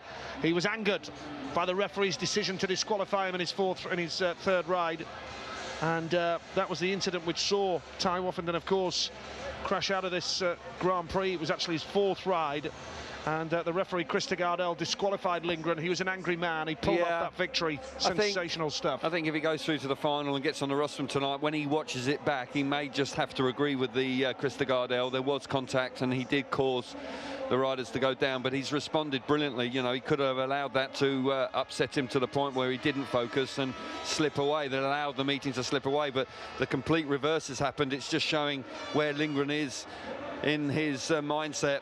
He wants to do well. He said publicly in the press this week he loves coming to Cardiff. He wants to make the most out of this meeting, and by golly, his performance in his last heat ride certainly epitomised that. That was a really good effort. This man's dangerous. Kasper Zak in white. A rostrum finish here in Cardiff last year. I nearly said 12 months ago, but it was on August the 25th last year, so it was 9 months ago. A little bit earlier this year, June the 1st. Well, yeah. And a bit later, wasn't it, on the calendar because of the Olympics, and the stadium wasn't available in its normal slot in June. But have a look looking on. He's in Kasper Zak's corner. Ridden well so far. 10 points from his first 5 rides. Looking good.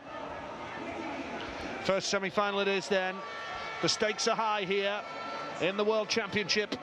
It's the British Grand Prix at the Millennium Stadium, Cardiff, the real business end of this meeting now. Track conditions have played their part. Last night, it's fair to say that there was a huge question mark over this meeting. But now, we build up to the first semi-final.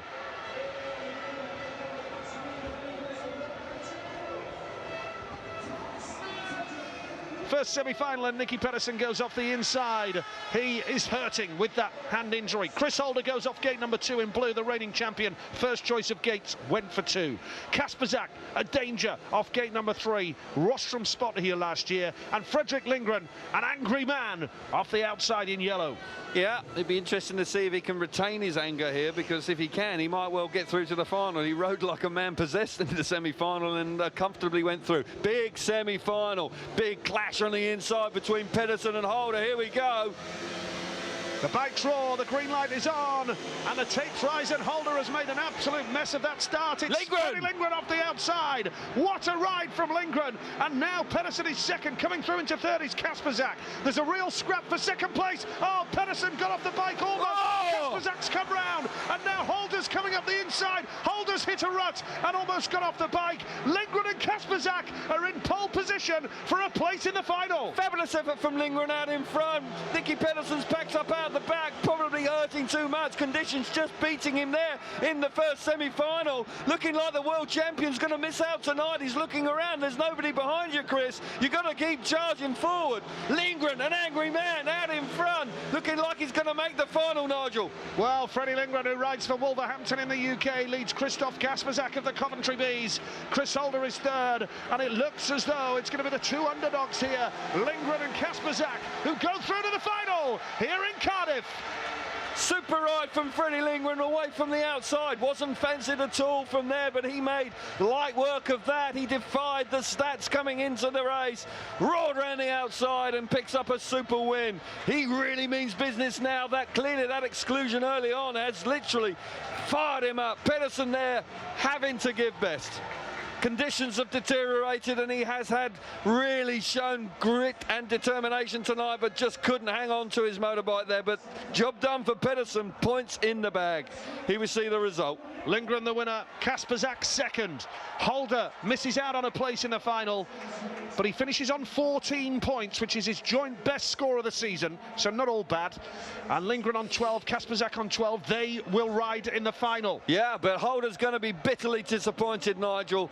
He has had such a marvellous record here in the Millennium Stadium. For him not to make the final tonight, for that confidence-boosting final, the potential win, he's now missing out. Tapes up. Early doors, Pedersen sharp away from the inside. Chris Holder snaked all the way to the first turn and just couldn't land a blow. Difficult conditions. Kasprzak then comes charging into the picture, and he's all over the place here. Kasperzak's at the back coming out of the first corner, but Nicky Pedersen struggling with his arm, struggling to hang on to the bike, and Kasperzak comes charging around the outside and does remarkably well to make his move and get himself into second place at that early stage of the race. Pedersen trying to squeeze him but couldn't stop the run of the pole. Holder in third place at this stage, and Nicky Pedersen, oh, look at the bike bucking underneath him. That's just too much for him. It's got to be bad if he throws the tail in, but Freddie Lindgren, what a ride from the Swede. Great. Into the final. Kasprzak also 12 points. That's a good effort. Well, Kasprzak has just hit form in the league as well, in the British League with Coventry, and that's and it's no coincidence that Coventry have started winning meetings because Kasprzak is a true #1 now. Yeah, exactly that. They got off to an awful start, but Kasprzak has found the key to points, and it's reflecting also in the Grand Prix. And second consecutive final for Kasprzak. Good work from him. Vasilik off the inside in red here.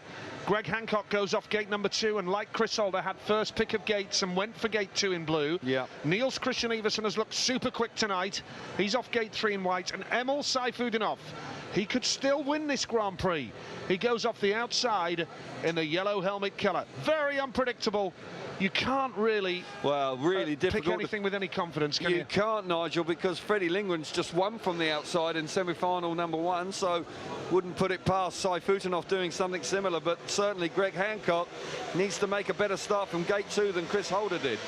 Second semi-final in gate number 2 hasn't worked for Hancock. Vasilik has that lead early on now. Hancock will try the inside line, and here comes Hancock up the inside. The lead here is with Niels Christian Iversen. Second place in red is Martin Vasilik, and now Saifutinov has come through to third, and Hancock is relegated to the back. But Niels Christian Iversen, we said he's a danger man. We said he's ridden superbly. He's attacking the track and riding well here. Looking good out in front. Oh, Martin Vasilik straightens up, big star. Emil Saifutinov now beginning to put him under pressure, seeing an opportunity maybe. Oh, now Vasilik straightens up again. Here comes Emil! Yeah, Emil's up the inside, charges. Vasilik somehow responding, charging around the outside. Saifutinov to the second place. Iversen, another underdog, looking like he could make the final. The lead is in Niels Christian Iversen then. He's only made one final in his Grand Prix career. He's through to the final here in Cardiff, and so is Emil Saifutinov. Third place, Martin Vasilik. Greg Hancock quite clearly made a hatch at the start and trailed in at the back and was clearly struggling with conditions there. But it's a wonderful ride from Niels Christian Iversen. He's through to only the second Grand Prix final of his career. Fabulous ride from Niels Christian Iversen. Was delighted to have got gate 3, and so it proved for him. Fruitful. He made the terrific move there early on and hit the front. Great race between Vasilik and Emil Saifutinov. Mistakes were made. Track conditions really were very difficult, and Saifutinov was able to pounce when Vasilik straightened up.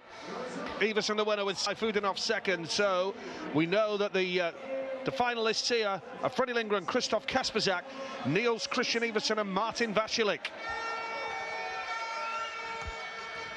Well, I'll tell you what, Nigel, I could not have predicted that final lineup here this evening. No way. It's been a shock. I should correct it. It's Emil Saifutinov, of course. I said Vasilik. Vasilik just missed out, didn't he? He was just getting himself into a little bit of trouble here. Made a really good start initially from the inside. Hancock there on the inside, on gate 2, had a dreadful start. Couldn't get the bike to fire himself. Just spins up, and the bike does not get going at all, and that really costs him the chance of making the final tonight. Charging around the outside. Great ride from Iversen. He shows a clean pair of heels to the opposition here. Difficult conditions. He rides wide. He avoids some of the ruts, some of the bumps, and he's comfortable out in front. Vasilik isn't. He makes one or two big mistakes. Now, you watch it. The bike straightens up there big time. He goes square, then scrubs the speed off, and that allows Saifutinov just to keep his composure. Creeps around the inside, and he creeps into second place. And more importantly, that means that he's through to the final. But Niels Christian Iversen, you rightly said, Nige, he's dangerous, so it's proved. So it's Iversen and Saifutinov through to the final, and a real opportunity for Emil to extend his lead at the top of the World Championship. Emil Saifutinov going into Gorzhov is going to be in a pretty comfortable position in the World Championship, Kelvin. Yeah, he is, and things are beginning to go his way this year, aren't they? He's in the right place at the right time. Made that mistake 2 weeks ago when he looked like he may win his third Grand Prix on the spin, but once again he's in the final. Had to work hard, you know, didn't start very well tonight. He only had a couple of points from his first 2 rides, but since then he's managed to certainly get him comfortable there. Lindgren now this time. Gate 2, that's a surprise because gate 2 was awful in the semi-finals, but he has other ideas. Kasperzak will be delighted with the inside gate, and Emil once again from the outside, well, kisses it. Worked in the semi-final. Who knows, it may well see him to a win here tonight. Big final. Apart from Emil Saifutinov, I would not have predicted those 3 riders to join him in the final, Nigel. I suggest that that is a bit of an upset. Well, Kasperzak has only ever reached 3 finals. Iversen has only ever reached 1. Lindgren's only ever reached 11 finals, and Emil 13. So it's a new look lineup for a final.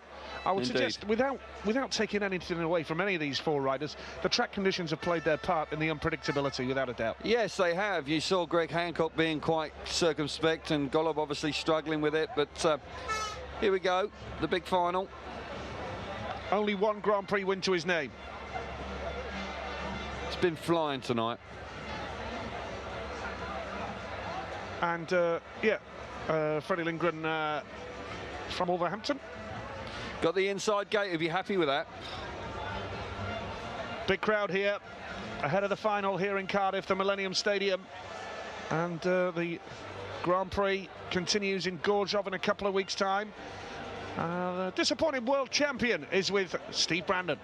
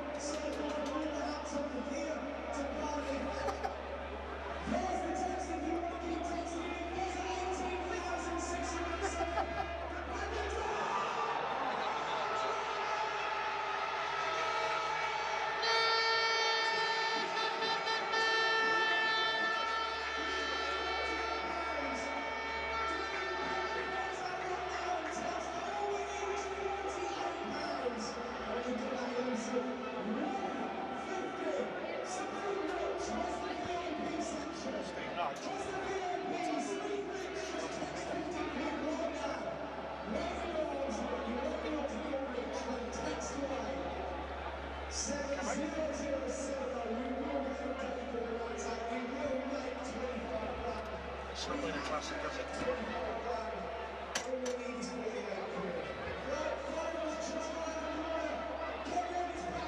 Well, clearly gutted about the fact that he didn't make the final tonight, and I think that's the reaction of a true champion. He wanted, you know, he's got a good score and it keeps him in the championship chase, but you know, he wants to win here tonight. He's accustomed to winning in front of this huge crowd in the Millennium Stadium, so yeah, I have sympathy for him. He's got #1 on his back, and there's plenty of pressure with that, and it was an opportunity for him, but he just couldn't get away. And both riders actually coming out of gate 2 in the semi-finals found it very difficult, and he did say it was very soft there, and then he snaked, and the actual engine, he said it cased, the actual engine crankcase is actually dug in and killed his momentum. Well, once again, let's head down to the pits with Nicky Pedersen speaking to Steve Brandon.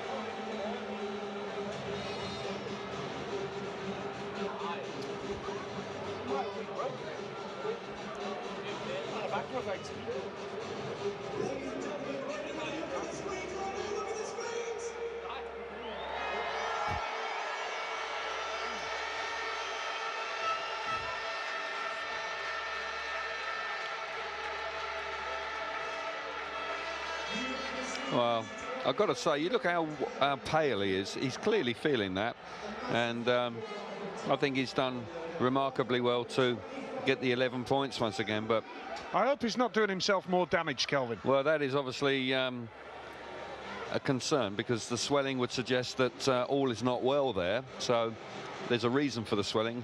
He'll be keeping his fingers crossed that he hasn't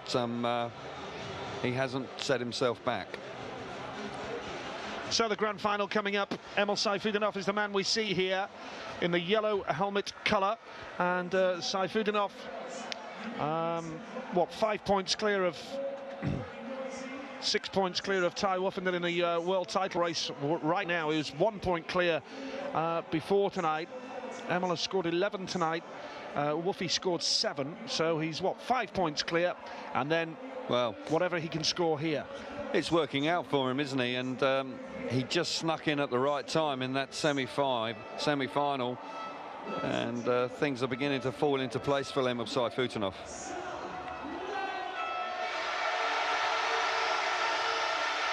Well, it's an interesting lineup here for the final. Niels Christian Iversen and Christoph Kasperzak have never won a Grand Prix. Well, Kasperzak's got close on a couple of occasions. He was second 2 weeks ago, and he was second here last year. So he's got very close. Frederick Lindgren, of course, won his first Grand Prix last year in fine style, and in the last 2 GPs. I think he got 10 points in Prague 2 weeks ago, and he certainly has battled hard tonight, albeit he's had an exclusion. He's ridden really well in the last 2 races. 4 riders and only 6 Grand Prix wins between them. Yeah. 5 of them have gone to Emil Sayfutdinov. Well, he would probably be the favourite then, wouldn't he, Nige? But yeah, coming from the outside won't be easy, but he hasn't looked totally convincing to me tonight, Emil Sayfutdinov. But as I say, when things are going your way, he's just had the opportunities, and then when Vasilek made those mistakes in the semi-final, he was there ready to pounce, and he took full advantage of it. So yeah, things going his way, and who knows, he could well win again here tonight.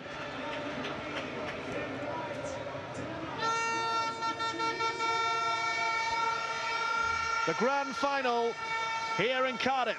Christoph Kasperzak has never won a Grand Prix, he's off the inside. Frederick Lindgren has only ever won 1 Grand Prix, he's off gate 2. Niels Christian Iversen has never won a Grand Prix, he's off gate 3. And Emil Sayfutdinov, 5 GP wins to his name, he goes off the outside in the yellow helmet.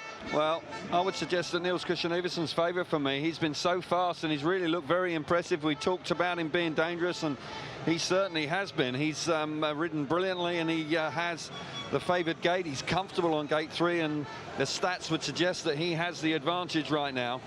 Lindgren's been great. You know, he's battled hard. Kasperzak following up another strong performance in Prague 2 weeks ago. Second here last year, the big final in the Millennium Stadium. Here we go. This is the grand final of the British Grand Prix for 2013.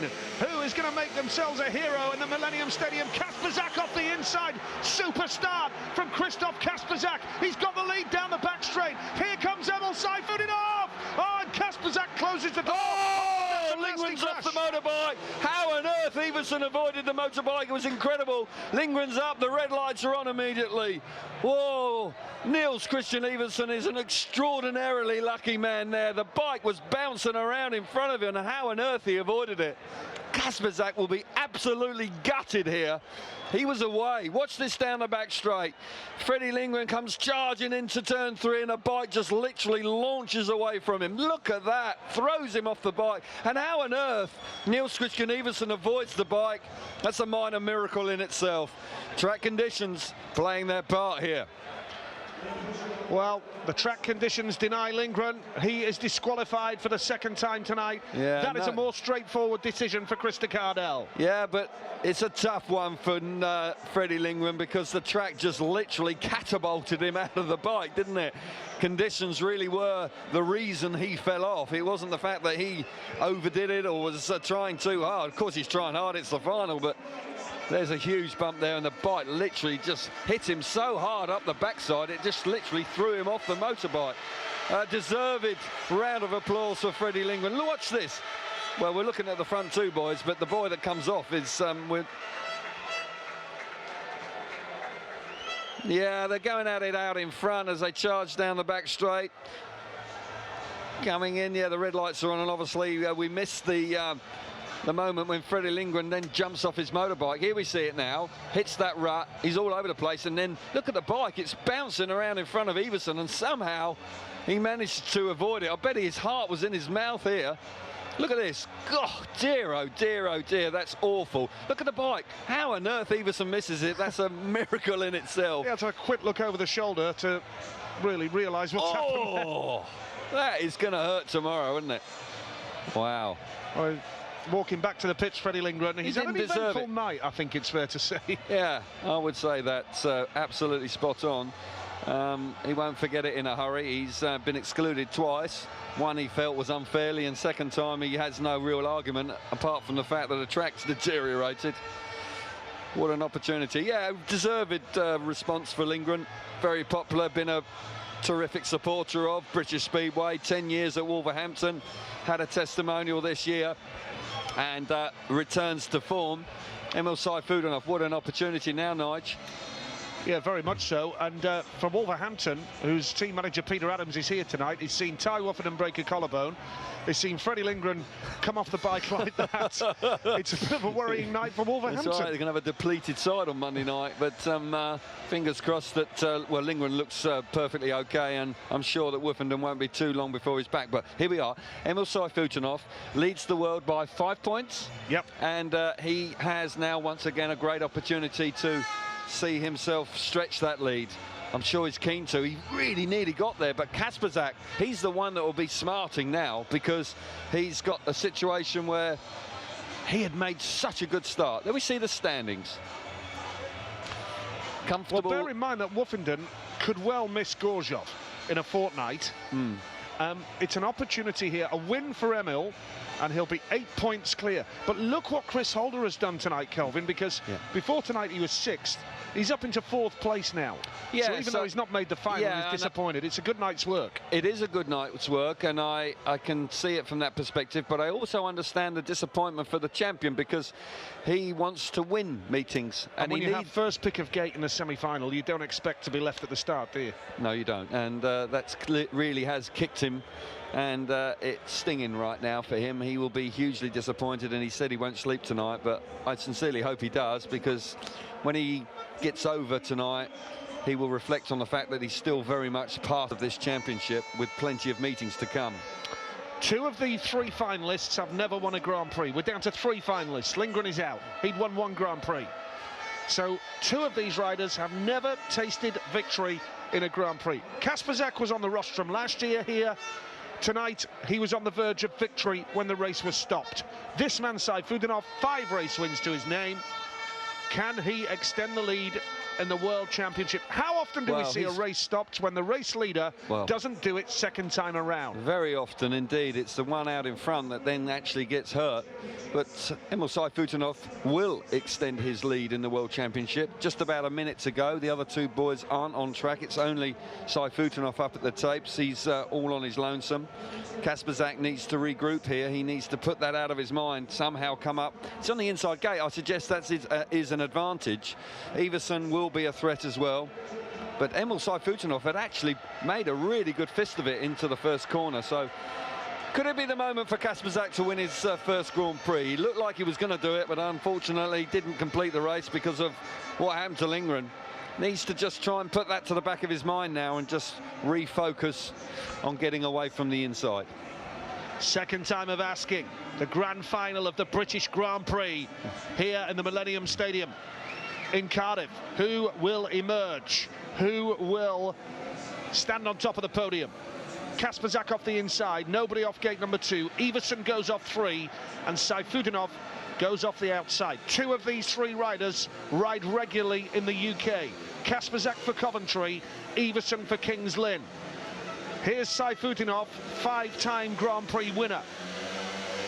The rerun of the grand final here in Cardiff, and Kasperzak's done it again. Here's Sayfutdinov now. He's got the drop. Iversen up the inside as well. Emil Sayfutdinov has got the lead. Kasperzak is second. Iversen third right now. Kasperzak is going to push Emil Sayfutdinov every step of the way. Brilliant start from the outside from the young Russian. Sweeps round the outside, gets himself to the front. Kasperzak and Iversen are right there. Any mistakes at all from Emil Sayfutdinov, and the other 2 boys are ready to pounce. Kasperzak really beginning to wind it on in second place. Emil Sayfutdinov creeping round the inside, but Kasperzak, he's dangerous in second place. Nigel, he really is beginning to wind it up here. Kasperzak looks super quick, but Sayfutdinov is 1 lap away from a 3rd GP win in 4 meetings. Kasperzak pushing up the inside. Oh! Drama here. Going into the last corner.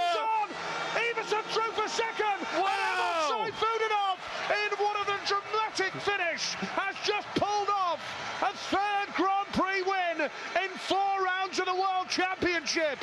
It's the Russian Rocket who does it again. Fabulous there performance from Emil Sayfutdinov, initially away from the tapes. What a first corner from him, but how on earth did he stay on his motorbike as Kasperzak literally threw everything at him going into turn 3 on the last lap. He managed to stay on. Kasperzak runs third, and he just couldn't quite hang on for second place, but it was so tight. What a dramatic end to the night. The crowd are on their feet. That really was something very special in the last lap of the final. What drama. Kasperzak threw everything in there towards the end of the race, and we have to feel a little bit of sympathy for Christoph Kasperzak. He was leading the original staging of the race when it was stopped, as Freddie Lindgren was beaten by the track.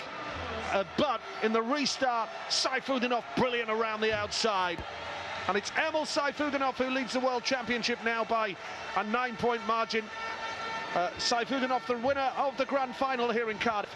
Iversen was second, Kasperzak was third, and it's many congratulations to Emil Sayfutdinov, who wins the British Grand Prix.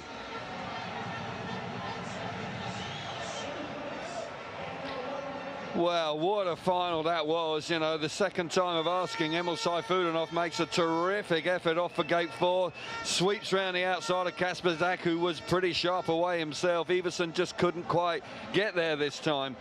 Sayfutdinov then come under immense pressure. I tell you what, how on earth he stayed on, because they really did. Kasperzak really did give him a hard charge going into turn. Nothing towards the end. It was. He threw everything and the kitchen sink at him, didn't he, going into turn 3? The tapes are up. Kasperzak makes a good jump initially, but look at the effort from Sayfutdinov. Comes charging around the outside and gets his wheels in line and powers down the back straight. But Kasperzak was fast. Sayfutdinov had made a decision. He was going to creep round the inside and go the shortest way, and it was working, but Kasperzak was gently building up more and more speed as the race came towards its conclusion. Iversen losing control there early on in the race, and Kasperzak working that outside line. Then he chops back to the inside and he comes charging up there. How on earth Sayfutdinov stayed up? Would have been a big decision for the referee if he had gone down. But then he loses all his momentum, and Iversen steals second place away, and fully deserved. Emil Sayfutdinov, what a season he's enjoying. 3 wins out of 4 Grand Prix, leads the world on by 9 points. Well, fantastic. Yep, Emil Sayfutdinov, winner in Bydgoszcz, winner in Gothenburg, and winner here tonight as well. So, an excellent effort from Emil Sayfutdinov, who takes his 3rd win of the season and the 6th of his career. Well, it could so easily have had 4 on the spin, couldn't he, Nigel? Just blowing the final. Let's hear from the winner now with Steve Brandon.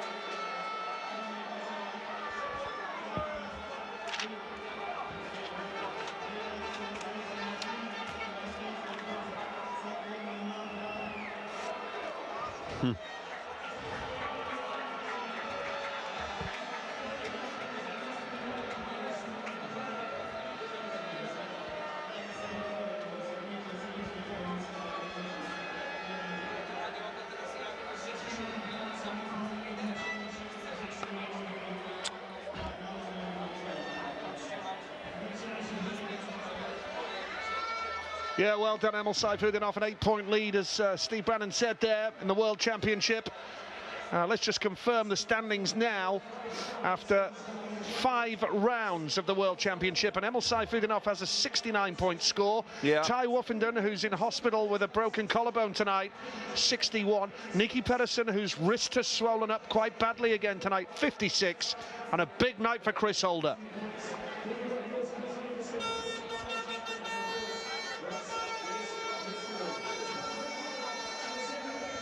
Yeah, well, terrific stuff. Not all doom and gloom for Ty Woffenden. If he could get fit to ride in 2 weeks' time, he's still 2nd place in the world. But it's all about the young Russian rocket right now. Emil Sayfutdinov leading the World Championship, not by 9 points, but by 8 points. And certainly is absolutely delighted to be doing so. Has dominated the recent rounds in this year's championship. Back to his best. Looking great. Favourite for the world title.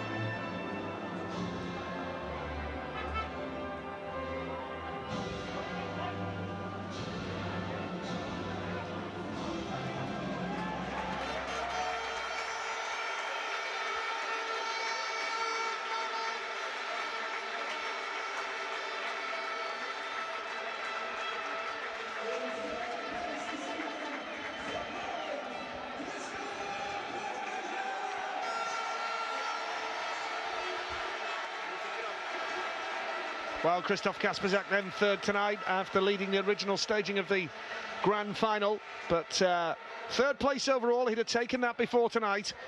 And the runner-up this evening, Niels Christian Iversen, who looked dangerous all night, Kelvin. Yeah, he's been very impressive tonight, Niels Christian Iversen, and he'll be chuffed a bit to have grabbed that second place coming out of the last corner when Kasperzak had literally charged into the side of Sayfutdinov. Good work from him, he'll be pleased with that. Disappointing, of course, in Prague 2 weeks ago, so a great way to respond. But what can we say about young Emil Sayfutdinov? Really is beginning to dominate World Speedway at this stage. And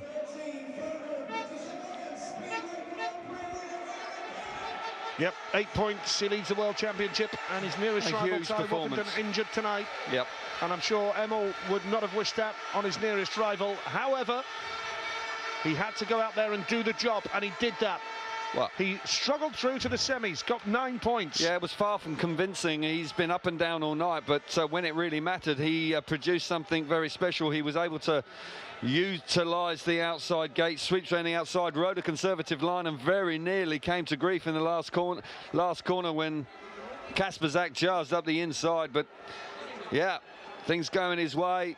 He's not very far away from winning every Grand Prix at this stage. Just New Zealand when he didn't really get going down there, but certainly since that time when he won in Bydgoszcz, he's just been on a roll, and ever since then he really has looked very threatening indeed. Brilliant meeting to win tonight. Not at his best, but still wins the Grand Prix. 8-point lead in the championship. Job done. Yep, spectacular season for Emil